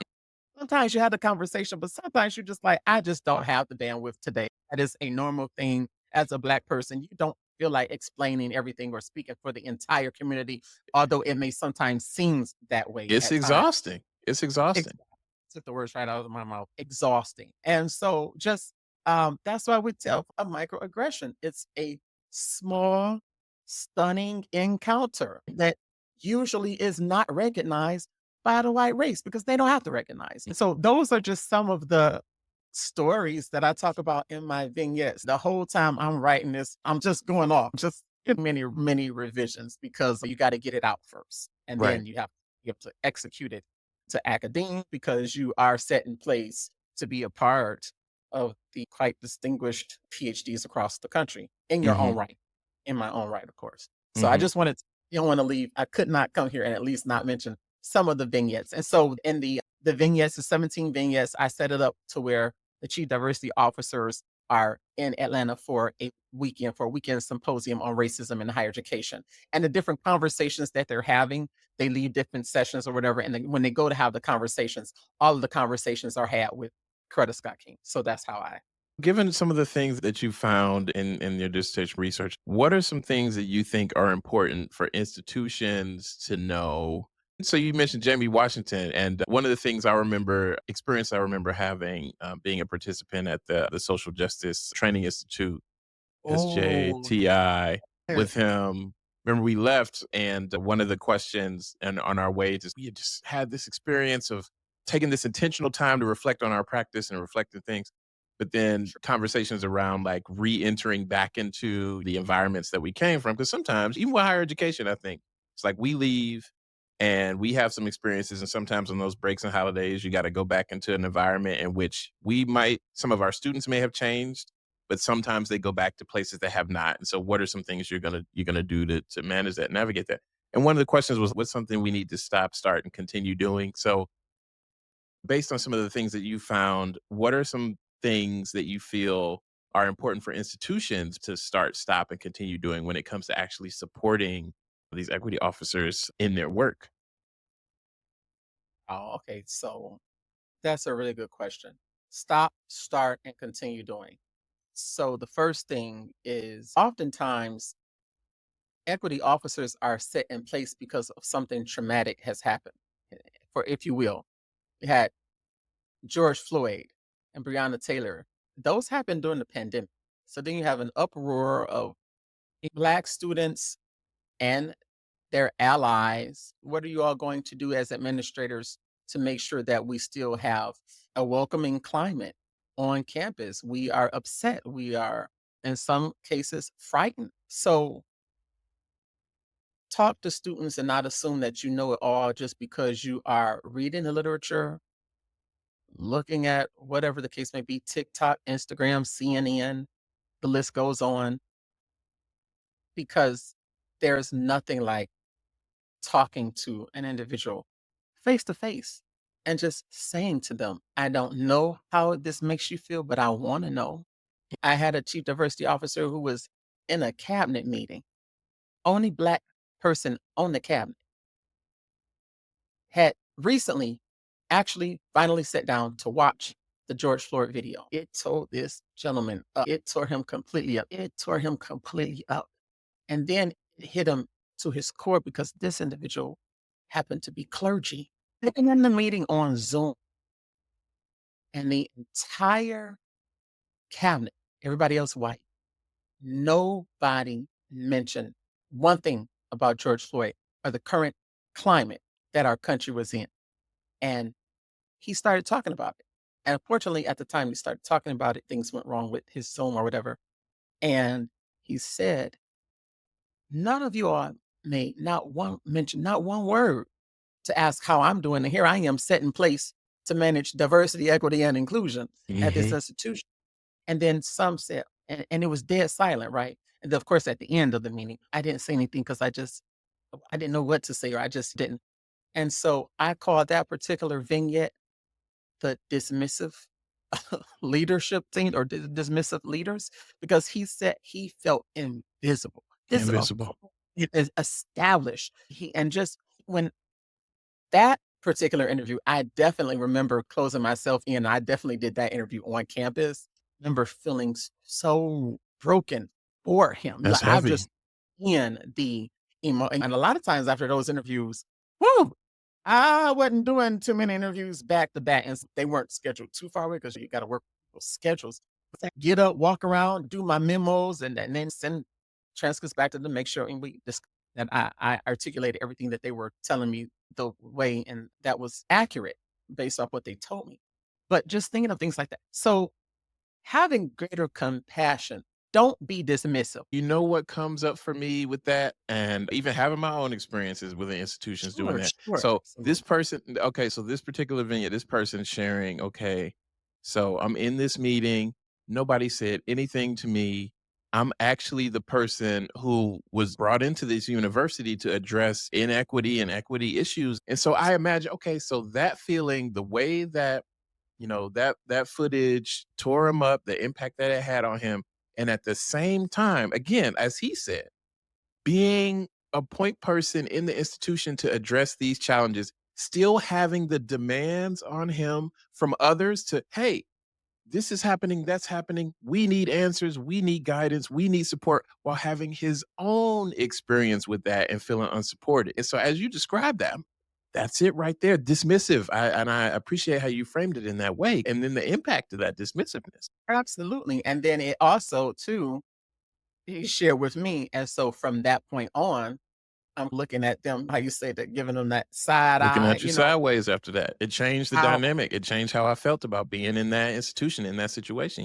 because actions will always speak louder than words. I don't care what anybody says. And whatever, whether it's a professional working relationship, you're a part of a team, relationships across the board, family, friends, whatever, actions in my book always speak louder than words. They just do, usually, Mm. part of your question. So that's what not to do. Don't be dismissive. And that goes for students, faculty, or staff. Just check in, give them a call, maybe even a text message that can break the ground for if they want to talk. I don't know what to say, but I'm thinking of you. I saw what happened in the news. They didn't do anything. When George Floyd was assassinated, there was a lot going on in my life at that time because I was sad, like family member in the hospital, 2 family members in the hospital dealing with COVID. My favorite aunt, we find out she had been diagnosed with cancer or breast cancer. It was just a lot going on, right? At once. I'm saying this because I'm giving context of where my frame of mind was in the process of writing this dissertation. And I'm sitting there like trying to gather my thoughts. And then I'm thinking, this is what they should do. During the time of George Floyd's death, one of my professors reached out to me. Obviously, my advisor did. She's incredible. That's a whole nother level. I think everybody should have an advisor, the one that I had when I mentioned Dr. Bertrand Jones. However, one of the professors who was just in my apartment emailed me, very seasoned professor, and said, I was thinking about you because I know it happened in the media and a lot is going on. So I wanted to check in. Mm. And I remember emailing her back saying, I'm also dealing with, I got a couple of family members dealing with COVID. Just found about my favorite aunt having cancer. And I remember her saying, oh my gosh, you're going through so much. I'm here. Let me know if you need to talk. I have left the area because it was the pandemic. So she was up in Michigan with her family. That's to be expected. We were all working remotely then. I had some 3-hour classes on Zoom. Yeah. Woo! But we did it. We got through it, Got through it. And Yeah. I remember responding to her. So, what not to do is do not dismiss. Please don't be dismissive. What you can do is provide empathy. That's what she did. She provided empathy out of nowhere. So what not to do, what you can do, and then what are some things like, okay, so these are some protective factors or these are some things you can put in place that are helpful. So you can keep doing that, keep going down that path or do more of that. This is what they can continue doing. So, in a lot of these states that I mentioned, there is a ban, an attack on critical race theory. So now that I have explained that, you have places like I'm in Florida, University of Florida, got rid of their entire, just wiped out. There's a school in Missouri, and that I think that case actually made it to the Supreme Court. Now Mhm. it's just done away with, just totally diminished. No more CRT. So those individuals, black and brown and allies, you may not be able to have, but at least figure out a way. Have a meeting of the minds. Bring in those on the leadership team. Minoritized individuals still have a safe place and pay attention. Yeah. I think that is what needs to continue to happen. Still stay connected. An organization that have my recommendations for and that I utilized while I was doing my research is NADOHE. Are you familiar with Oh yeah. NADOHE? Oh yeah. Oh yeah. S- Those who don't know, the National Association of Diversity Officers in Higher Education. And believe it or not, the president was actually Michigan State the same time as me, and she has her JD, and her name escapes me, Paulette. I can't think of her last name right now. I'm gonna have to Google it, but yeah, she was there, and so I sent an email, "Hi, this is a fellow Spartan, just this is the work I'm trying to do. What do you all know currently?" Just trying to gather information so I would know how to move forward before starting the work. And so I know that they still have meetings. I know that they sometimes still have Zoom meetings, conference calls, things of that nature. I think also staying with organizations like that. There are others, but this one, because I'm talking about specifically Black chief diversity officers. That's what my topic was on. That's what my dissertation was. That's why I'm mentioning them. And then again, I keep saying the year of the woman, Black woman, president of NADOHE. I thought I'd listen. I always think Black women in leadership is phenomenal. Okay. When you look at the college and university setting, it should mirror the world, right? So the world does not consist of just white people only. It does Hmm. not. With all types, I've said it earlier, nationalities, ethnicities, people of color, Black and brown, LGBTQ, disabled community. The list goes on. Our Muslim community is not just Black and white. And so I need folks to have a sound mind. And also go to conferences. Have not You're gonna have a position of leadership and you're not, at least go to one, try two, and make sure that you're doing it on a consistent basis. And if you are a professional and you might not have your PhD yet, or that might not be your desire, that's okay. Find some local organizations. You might not be able to always travel. Conferences are expensive. I was very fortunate. Florida State had resources. To stay in conversation and continue to grow Are and continue to learn. And well, the ways that we can do that is by getting outside of our institutions, outside of our spaces, and getting those other perspectives in and learning, continuing that journey. yes, get it out to have lunch, or especially if you're working on a PhD, somebody can say some knowledge. And it happened to me, said some knowledge, and that person had one of the defining articles I needed to try to make sense of this whole how did the CDO role position, chief diversity officer position, come to be, and then just some of the nuances, things that make you so frustrated with the Trump administration and how the attack on critical race theory came to be. So what I would say, don't be dismissive. Please show empathy. Leading with empathy goes a long way. Even growing up, my parents, my father, my uncles, they strong Black men in their own right, in the communities, doing all these great things. My grandfathers, definitely can't leave them out. But they would tell me, yes, be tough, sure of yourself, and have confidence, but if you need to cry, get it out. That's Get it out. human, a part of life. It's a part of emotion. And I think there needs to be more of that. I look at some of my friends who are now fathers, and just the love and just not being afraid or Mhm. ashamed. It still means a lot when you are able to get that from your father. And just in terms of myself, to being aware. Yeah, I might, because I do mentor Black men who are in PhD programs. Some of them are near me, some of them are in other states, but having a listening ear, you don't know what that person's background. I'm fortunate. Thankfully, I never went without, but my folks always made sure you have this because I've worked hard for you to have this. That way, oh, please believe. Come on now.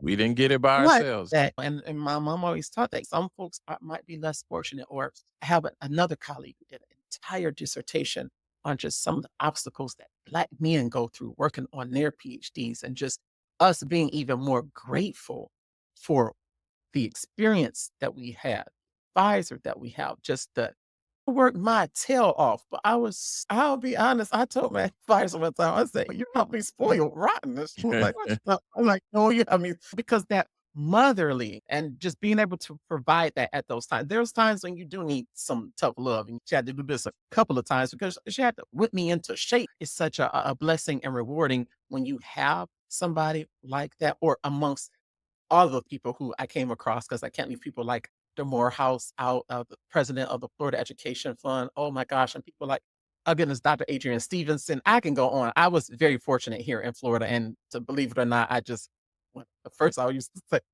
Lord, DC to Tallahassee. Oh my gosh. Had I not come, I had to come with the advisor. I came here for one reason only, to work with Dr. Bertrand Jones. Other than that, I wasn't having it because once we met, and first it was divine intervention. And then once we really locked in, I said, oh, this is who I have to come study with. I have to. And then once she set me down and said, if you come here, we can pay your tuition. I called my mama, my grandma, my auntie was still alive at the time, and their response was, "Have you started packing your bags?" And at the time, I have a godson. He was 4 at the time, and I looked at him. He's 4 years old. He's looking up. I'm like, I know he'll understand it later because his mommy already has her PhD. So I just looked at him and gave him a hug. And I'm like, you will appreciate this. I'm going to be very involved in your life because I have an incredible godmother who is still involved in my life. I am Mhm. fully grown. She's still involved in my And life. You'll appreciate this one day when you're 18. And then now he's 8. So of course I've been back and I haven't seen you in a while. But oh, what joy it was to show him my picture and my regalia to say, and this is why you haven't seen me in a while. Because it starts at that young age too. My parents always told me, you will either work or you will go to college. You decide. But what I but you're mean, doing and something. Yeah, from but you're doing just something. those younger ages too are just very impressionable because I can remember I still do consider myself a first generation college student, although I mentioned grandma. But I watched my mom go through night classes at Wayne State. She didn't get a chance to complete her degree because life happened. So she worked to take care of it. But I remember, I don't even think I was in middle school yet, maybe towards the end of elementary school. I remember looking at my mom, tapping her hand and saying, Mom, when I get your age, I'm going to be done with this part of my life. And she looked at me and she nodded in approval. And one day, because I can recall certain things from my childhood, I said, Mom, do you remember when we were at Wayne State University and I told you I would be done with this part? She said, I sure did. And at my graduation dinner, I heard my advisor say to my mom, did you think I would one day be a PhD? And she said, I did. He's always told me he put his mind to do. But as I heard that, I was just like, I told her I was going to do this. You named a lot of folks, mother, grandmother, advisors along the way. And so I just want to provide some space for you if you would. What would you say to them or about them in terms of expressing gratitude, like a thank you or affirmation for the contributions, for the time, for the things they have done that has supported you in getting to where you are today? What might you say to them or about them? First, we'll start with my mom. My mom is my number one favorite person, okay? And I sometimes say to her, how did you go from being mommy to all of a sudden mom and like best friend at the same time? She did that quite well, but she's always been extremely supportive in whatever it is I thought I wanted to do. You name it, she would figure out a way to make it happen. My parents are just incredible. At one point, I thought I wanted to play the saxophone. They figured out how to give me just all types of things. And so the love and support, I think it's just so important for parents to. My mom is also an extremely good listener. I can be in front of her face to face or on FaceTime, and I will notice how she will stop her entire world to zero and focus on. And actually, her big sister, my favorite aunt who passed away, oh my, she was just one of a kind, okay? And she meant so many things to all of us in my family because she was so my grandma is queen mother, but my aunt was actually the matriarch. So Okay. the glue that really kept everybody together. And Okay. so her just always it's a very big part of my childhood, my aunt was, and my adulthood too, but definitely my childhood. And I couldn't imagine life without her. Spoiled me to the point of no return, okay? But her always telling me to dream big, nephew, son, dream big. And she was actually born in 1952. So when I was looking at things like the Brown versus Board of Education and Thurgood Marshall, and then how the country did a disservice to us all with replacing him with Clarence Thomas, it all goes back to the birth of my aunt because my aunt was still alive when I got into the PhD program. So she died knowing I was going to be a doctor, and she believed in me and just some of the ways that she poured into me and was extremely supportive. Her, my mom, and grandma, I told them first, listen, I'm probably about to do this PhD, but don't say nothing until I know for sure no, it's It's a done happening. Yeah, yeah. because I had to take the GRE twice. So, woo! It was quite a journey. Just I spent over $1,000 before I even stepped foot on the campus. Sometimes it takes money Mhm, it takes money to make money. If that and it takes trying again too sometimes in that story. Yeah, absolutely. don't take that first no. Don't accept that Yes, first no. they idea. It's so true. Okay, mom, my aunt Stephanie, my grandma Craig. I also want to thank my siblings now. Oh my gosh. So my siblings, Jeremy, Trey, and Heather, so they're in Atlanta. Okay. And when I tell you, they say things like, look, we're not trying to do all that schooling you have done. Then they'll look at me and say, we're just so glad one of us did. Well, it's We proud of not you. just thank you for that, bro. Just the support that they come down because I was in the DMV for so long. So the thing is, they've got to see me more because I'm just for 5 hours away, depending on whose house I'm going to, Mhm. going out. And so yeah, it's been great. My nieces too. I've got to see her being born in her earlier stages simply because I live closer now. It's just I have a good relationship with all but my sister, my other sister, my sister-in-law, Linda, pretty much included in that. My cousins, Angel, Taki, just my whole family. And I told them in Atlanta, since they have gotten a chance to see me more, we're all from Michigan. You move where you can make a better life for yourself. I told them, your support it's just you're a part of my support system, but you're because you're my family, but it's just as important as my support system at Florida State University with my advisor and just other friends who've gone through the program. And they said, "Oh, really?" And so they were really flattered when they learned that I gave them a shout out in the acknowledgements of my dissertation. Yeah, and I opened my degree. So I have my grandmother's college degree back to her. So I had my degree sent home to Detroit, and I opened the degree with her.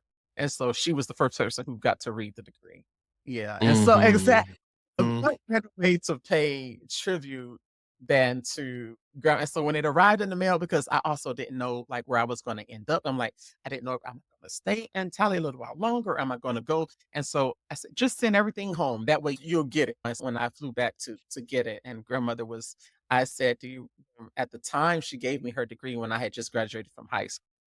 And she came to the dining room table. We knew she had gone to college, but nobody had ever seen the degree. You got to remember, I come from a family that's on the move. Growing up, I was in church 24/7. If we were not in a late night service, choir rehearsal, traveling out of town to sing, my uncle can play the organ like the likes of Thomas Whitfield, Twinkie Clark. I'm a Detroiter, so I he can Familiar play with like all of those folks, yeah. it just that's in my family alone. Not to I even talked about being inspired by the music side of me. All the people who come out of that city, but in my family alone, this was the norm. And then I go on, on my dad's side in Flint, and my granddaddy singer, my grandma played the piano, my dad and my uncle quartet group. So there was, if you will, no escape. Music is a universal language. So being able to express myself in that, I think that is just a part of it too. And then I also, of course, when starting with mom, grandma, auntie, that is Detroit. So shout out to my family in Detroit. My family, all of my family, friends, and colleagues. I definitely cannot forget my Washington, D.C., Maryland, and Virginia family. I left for 4 years this year at the top of the year after I came back from Montgomery, Alabama with Dr. Cotton. I finally had my PhD celebration. I've been gone for 4 years.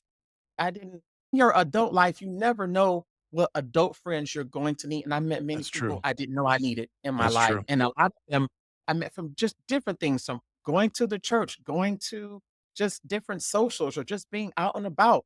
Also, I met lifelong friends simply working at the University of Maryland College Park, and then it snowballed because I met people through them, and when I came there, I had just a cake I made everything was just perfect, and about 30 of them came to just love on me. I almost got teary-eyed, a vain fella, and I didn't wanna cry him. I had my whole velveteen coat. Sharp, I'm sure. That's like love in the room, and as I was going around the house, I kept hearing side conversations.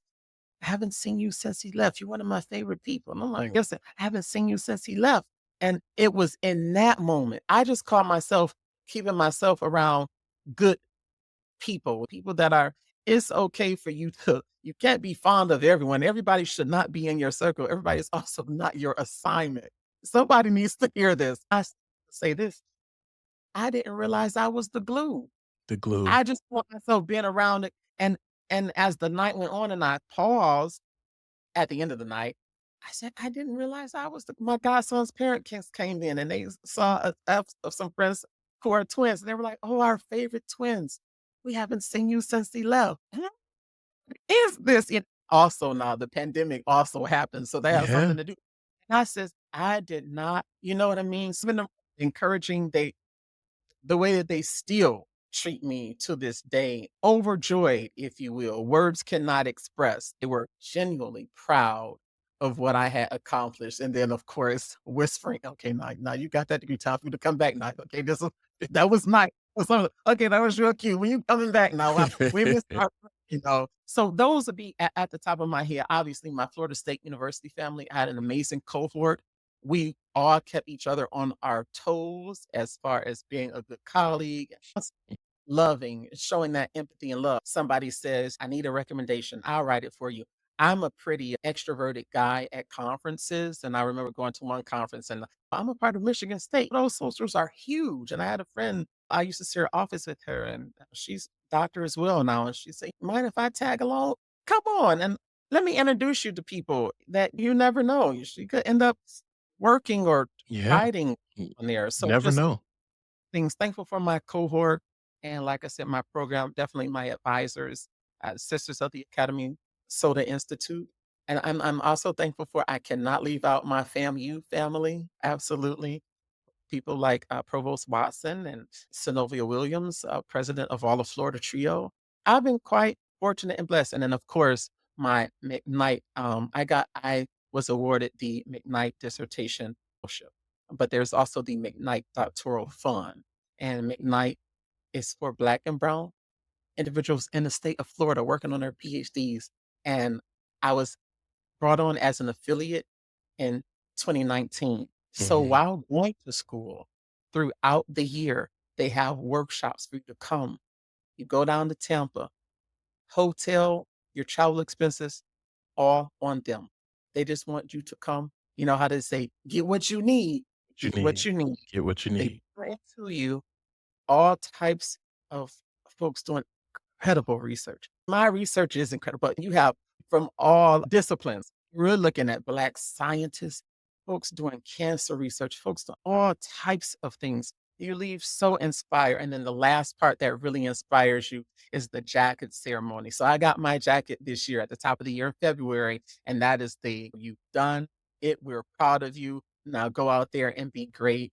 People like Dr. Morehouse, Charles Jackson, actually is one of my testimonials on my website, and Dr. Adrienne Stevenson.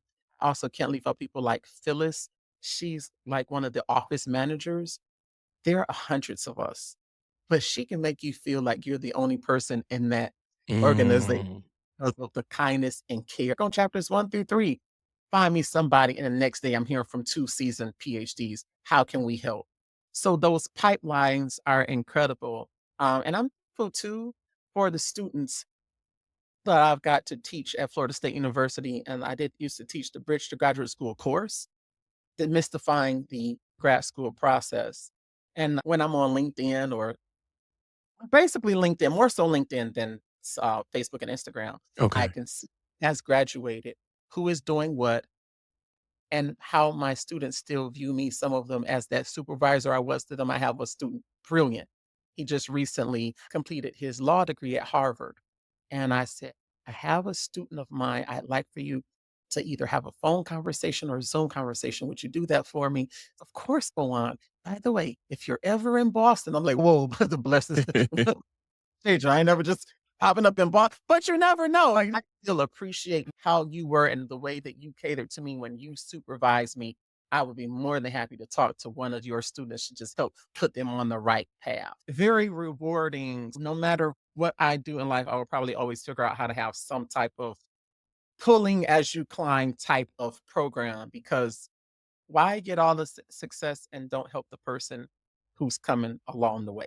That is what, and that's who I would say thank you to. I hit Atlanta, I hit Detroit, I hit DMV, and I hit Florida, and Yeah. that is all of my and then I'm really good with parents. So all of my friends' parents who have said, "You are now my adopted son, who you are." I even have an adopted mom in North Carolina, and that's my mama Cheryl. She was so it was so beneficial. She was one of the ones having prayer with me over the phone when I was in here during the pandemic. Yeah. During the pandemic, Yeah. tell you still got this, and you might have lost some family members, but Lauren just reminded me like God takes his strongest soldiers. And then grandma reminded me, but he always leaves more than what he takes away.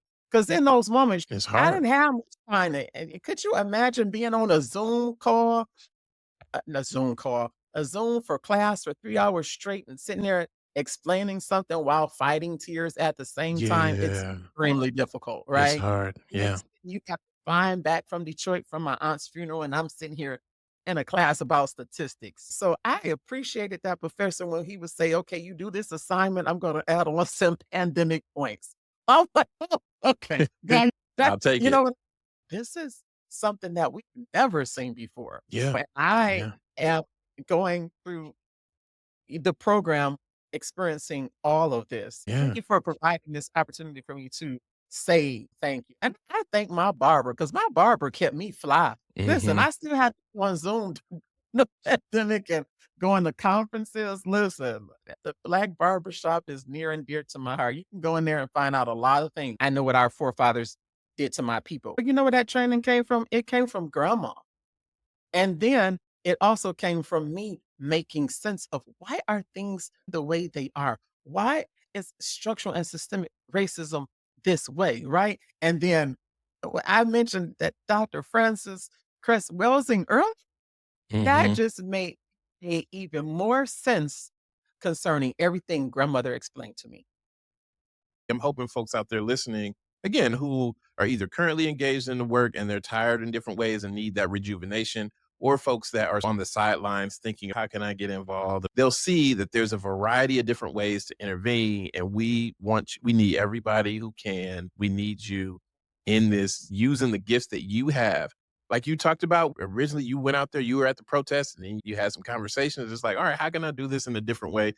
Your Absolutely. thing might be different from another person's thing, but just recognizing that all of that collectively is contributing to this history that has been and is currently happening and we're contributing to now of people who have used themselves and their gifts and organized with other folks and however they've gone about that work to try to make things better. And we're in that work now, even now. And so I'm hoping that through folks' responses and the listeners will be able to recognize, see themselves in it, but then also, if there's something that they hadn't considered, like, oh, yeah, like understanding and sharing our social justice origin stories is important because. Because can learn from it. And it will provide a different way of thought and thinking for what someone is planning on doing. It's also important to share because somebody might be having a thought process and saying, I want to do this, or I'm thinking about doing this, but no, that's silly. That'll never work, or I can't pull that off. And now seeing me, I just put my best foot forward and I take advantage of the resources or also the blessings that have been set in front of me. Some of my relatives will say, um, make sure you take advantage of it. Oh, don't you fret. Listen, I went to Florida State University kicking doors in to make sure I Mhm. had opportunity, but I need to make sure that certain things were set in place because I knew I was here to do a job and get it done in a timely fashion and also so that I could start making a difference and doing the work. So it is definitely done so that someone else can learn from it so that they can go out there and do what it is that they were put on earth to do. So it's done to inspire and educate the next individual. Okay.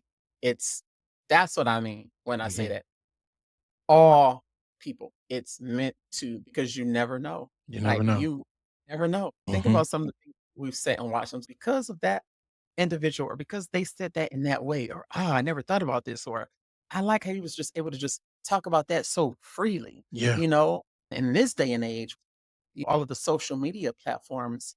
think about it two ways. How when I was growing up in Detroit, goodness, church was happening. People don't go to church like that anymore. Also, everybody is not trying to go to years and years of school like you and I have done. It's just for some folks, they would say that just ain't happening. That is not Mhm. it also, and there's nothing wrong with that, but it also might not be what they were placed here to do. Right. Have you ever thought about it that way?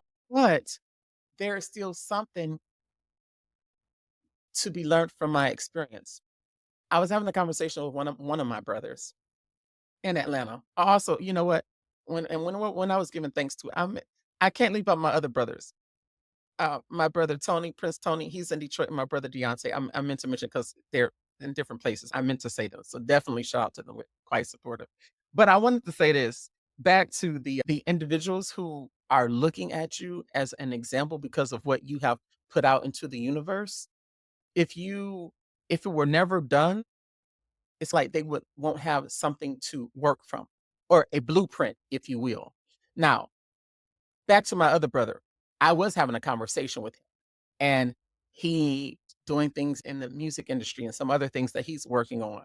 And we were talking about how you have to hustle to get things done. And he was saying how it was a hustle for some of the things he was doing in ATL. I said, have you ever thought about this?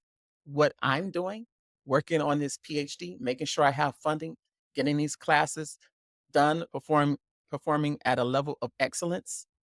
It's still a hustle. It's just a hustle you're not familiar with. Like he said, I'm with it. I can get, I said, I guarantee you. And that wasn't to, as to say, making it that his hustle were better than mine or my hustle was better than That's his. But right. I'm like, oh, this is a hustle. Spend one day in my shoes. You might come back and say, you had it Mhm. for Mhm. us. Mhm. You know what I mean? Because at the end of the day, especially at this point in my life, you see the glamour part, right? Find me on the internet, you see me in my regalia, look, and I'm, oh boy, but have no idea just what I was going through just in the first week of classes and starting off in that summer semester. Now, how in the world am I supposed to figure different things out financially and just in the very beginning? Because I had been out of school a damn decade. Yeah. Yeah. Just being Reasons real about it. me and that alone, what I just said. Now somebody know if look like you've been out a decade, but if he can do it, I can do it too. Or maybe some old dream that I put away. And people don't realize this. Before I got into the PhD program, 2 years before I applied to EDD programs, one somewhere in DC and another one in California, and I didn't get in. So I said, I'm just gonna table this off. And my favorite professor at Michigan State, Dr. Kristen Wren, said, listen, you're definitely ready. So if you ever want to reapply, you know how much weight her academic recommendation carried just for me to get in the program. And it's talking about thank you. That's another person I want to say thank because I got to see her when I went to that conference in Florida, got to face to face. And when she held her chest as I was going in, because and folks who did recommendations for me, so I could just get into the program. People like Dr. David Williams, people like Kate Burdick out in East Lansing, Michigan. Just I appreciate those people because I stand on many shoulders. It starts with my family first, though, many shoulders. But if I don't back to your question, if I don't say a thing or execute the idea or show you in my actions, then the person or individuals might not think, oh, it's possible for me too, or because he did it, I can do it this way. But I'm working on a different type of business or a different. How did you demystify that process and you're alive to still talk about it freely, That's going right. through That's the right. program? It is not the norm. I know nothing about PhDs in my life, but I have gone to settings with family and friends and say, we're so proud of you. That is phenomenal. But that is not reality. We don't know no daggone body that got no PhD. I That's mean, yeah. like Yeah. yes, your friends and relatives will tell you, no. One of my in Texas replied, bro, you're doing the damn You thing. doing it. Like, You doing and it. so it just makes you feel so that's how I would answer that question. You do it because it's to help the next person or individuals coming along. And yes, why keep it to yourself, right? What do they say? Listen, you're talking to a true PK here. Wait, if God's done something for you, you ought to show some sign, or this is Mhm. another way of sign, right? Put it out in the universe. People, you might not ever meet me face to face, but now you at least have this awesome podcast that goodness, the name alone, Social Justice Origin Stories. I told my barber, I said, "You cutting my hair because I'm about to go to a podcast." And when I tell you, "What's the name of the podcast?" I'm like, "Oh, hold on, you don't give me a chance to respond." She excited. She was interested. She was curious about it. She knows she was cut my hair my entire journey.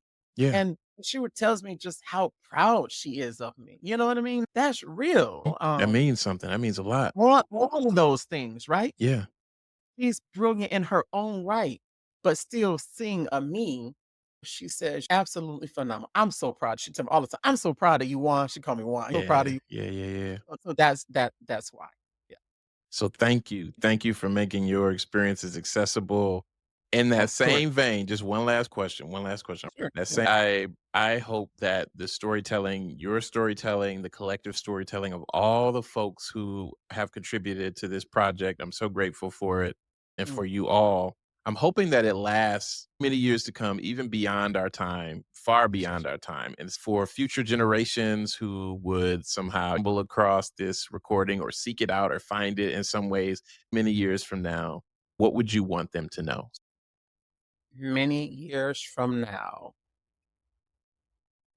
this is what I would say to remember that the Black race, we originally come from Africa. Okay. We are descendants of Africans. And our story, no matter how much they try to whitewash it, you are, our story starts with we are inventors and creators. Okay. We come from tribes in Africa, the largest, we come from such greatness. You have to know that and do research. Okay, you want to know where you come from? It's okay to do research. You don't have to have a PhD. Just start however you think. How do I find out about this? Go for it. I will also say you are more than enough. You are more than enough. And the other thing I would say is go for it. Whatever it is you think you want to do. You come from greatness. Our story does not start with slavery. Ever heard of the 1619 Project? Let me stop right there. Don't get me started. That's a whole nother rabbit hole. However, that our story does not start with the 1619 Project. You gotta know that we were inventors, creators. Think about it. Just think about this. Once we were brought over here, across the Atlantic Ocean, all the different stops they made. Once we were here, no longer enslaved. Think about all the contributions we have done. Think about all of the things, the grand scheme of things, the educators, the doctors, the lawyers, the entertainers. Mhm. Just thinking about all of the things. Patricia Hill Collins, Black feminist thought. Okay. Okay. Um, Yeah. what I mentioned earlier, like Michael Eric Dyson and Cornel West, Bell Hooks, Lord rest her soul. Just all of the things. You mentioned Toni Morrison earlier. Mhm. The King, goodness gracious. Think, know that you come from greatness and know that you are more than enough and just go for it. The sky is the limit. Don't let anyone tell you what you can and cannot do. They say, and I don't care what you do. Another thing is whether good or bad, somebody gonna have something to say about it. You're gonna have critics regardless. You're gonna have haters regardless. You're also gonna have people who are gonna rock with you no matter what. And they may not always be in your family. Mhm. Fortunate, most of my family members, they're pretty much all of it, they are for it. You became doctor. First of all, we're not surprised, but we're just happy you carried it out like it's a reality now. And gosh, Rolando, when I came into the house and saw my grandmother for the first time as Doctor Owen Edwards, it was a different kind of hug. Wow. I a different kind of hug. And I kid you not, it was a different kind of hug. Mhm. And it's hard to put into words. It was a one one of my grandchildren. I knew you would be the one to. It was also a hug. Mhm. My ancestors Yep. in her life. Yep. You know what I mean? Yeah. Before started to have children. Across space and time and history, it Yeah. was Oh my God. so deep. Yes. Absolutely. She never hugged me quite like that before. And I will never forget hug. You know what I mean? It was Mhm. a good she's always giving me great hugs. So there was a tightness, but comforting, proud, all of that wrapped up in one. And it was just and I really do value my grandma. She is not the only grandmother that I have living, but she's very influential in my entire life Mhm. and the closest to her. And so her influence is always going to be the center That's right. of it all.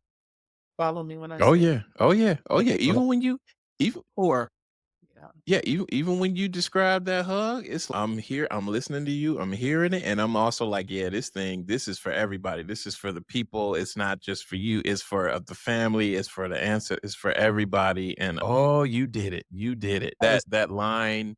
And I almost wore that shirt today because you wore a shirt. I oh, almost wore correct. a shirt. I have a shirt that says, "I am my ancestors' wildest dreams." I say that Like all the time. Yeah. when you describe that, it's just like the significance of that, just so powerful, just so powerful. It's for you, you did it, yes, and it's not just for you. And it's oh, these we dreamed, we always knew. One, because you talked about like thinking about our history, and it didn't start with slavery, and we come from greatness and all those things.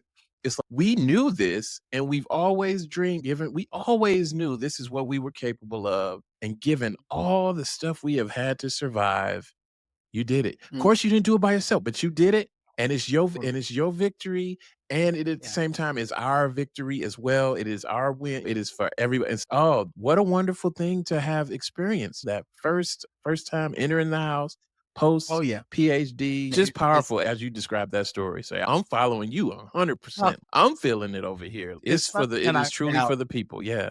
Hmm. absolutely, and it's just one of those things to where at this point in my life, I do have friends who they're like, "You're so blessed, like, my grandmother's already gone," and Yeah. so also not taking that for granted as well, and Just then, got to see it.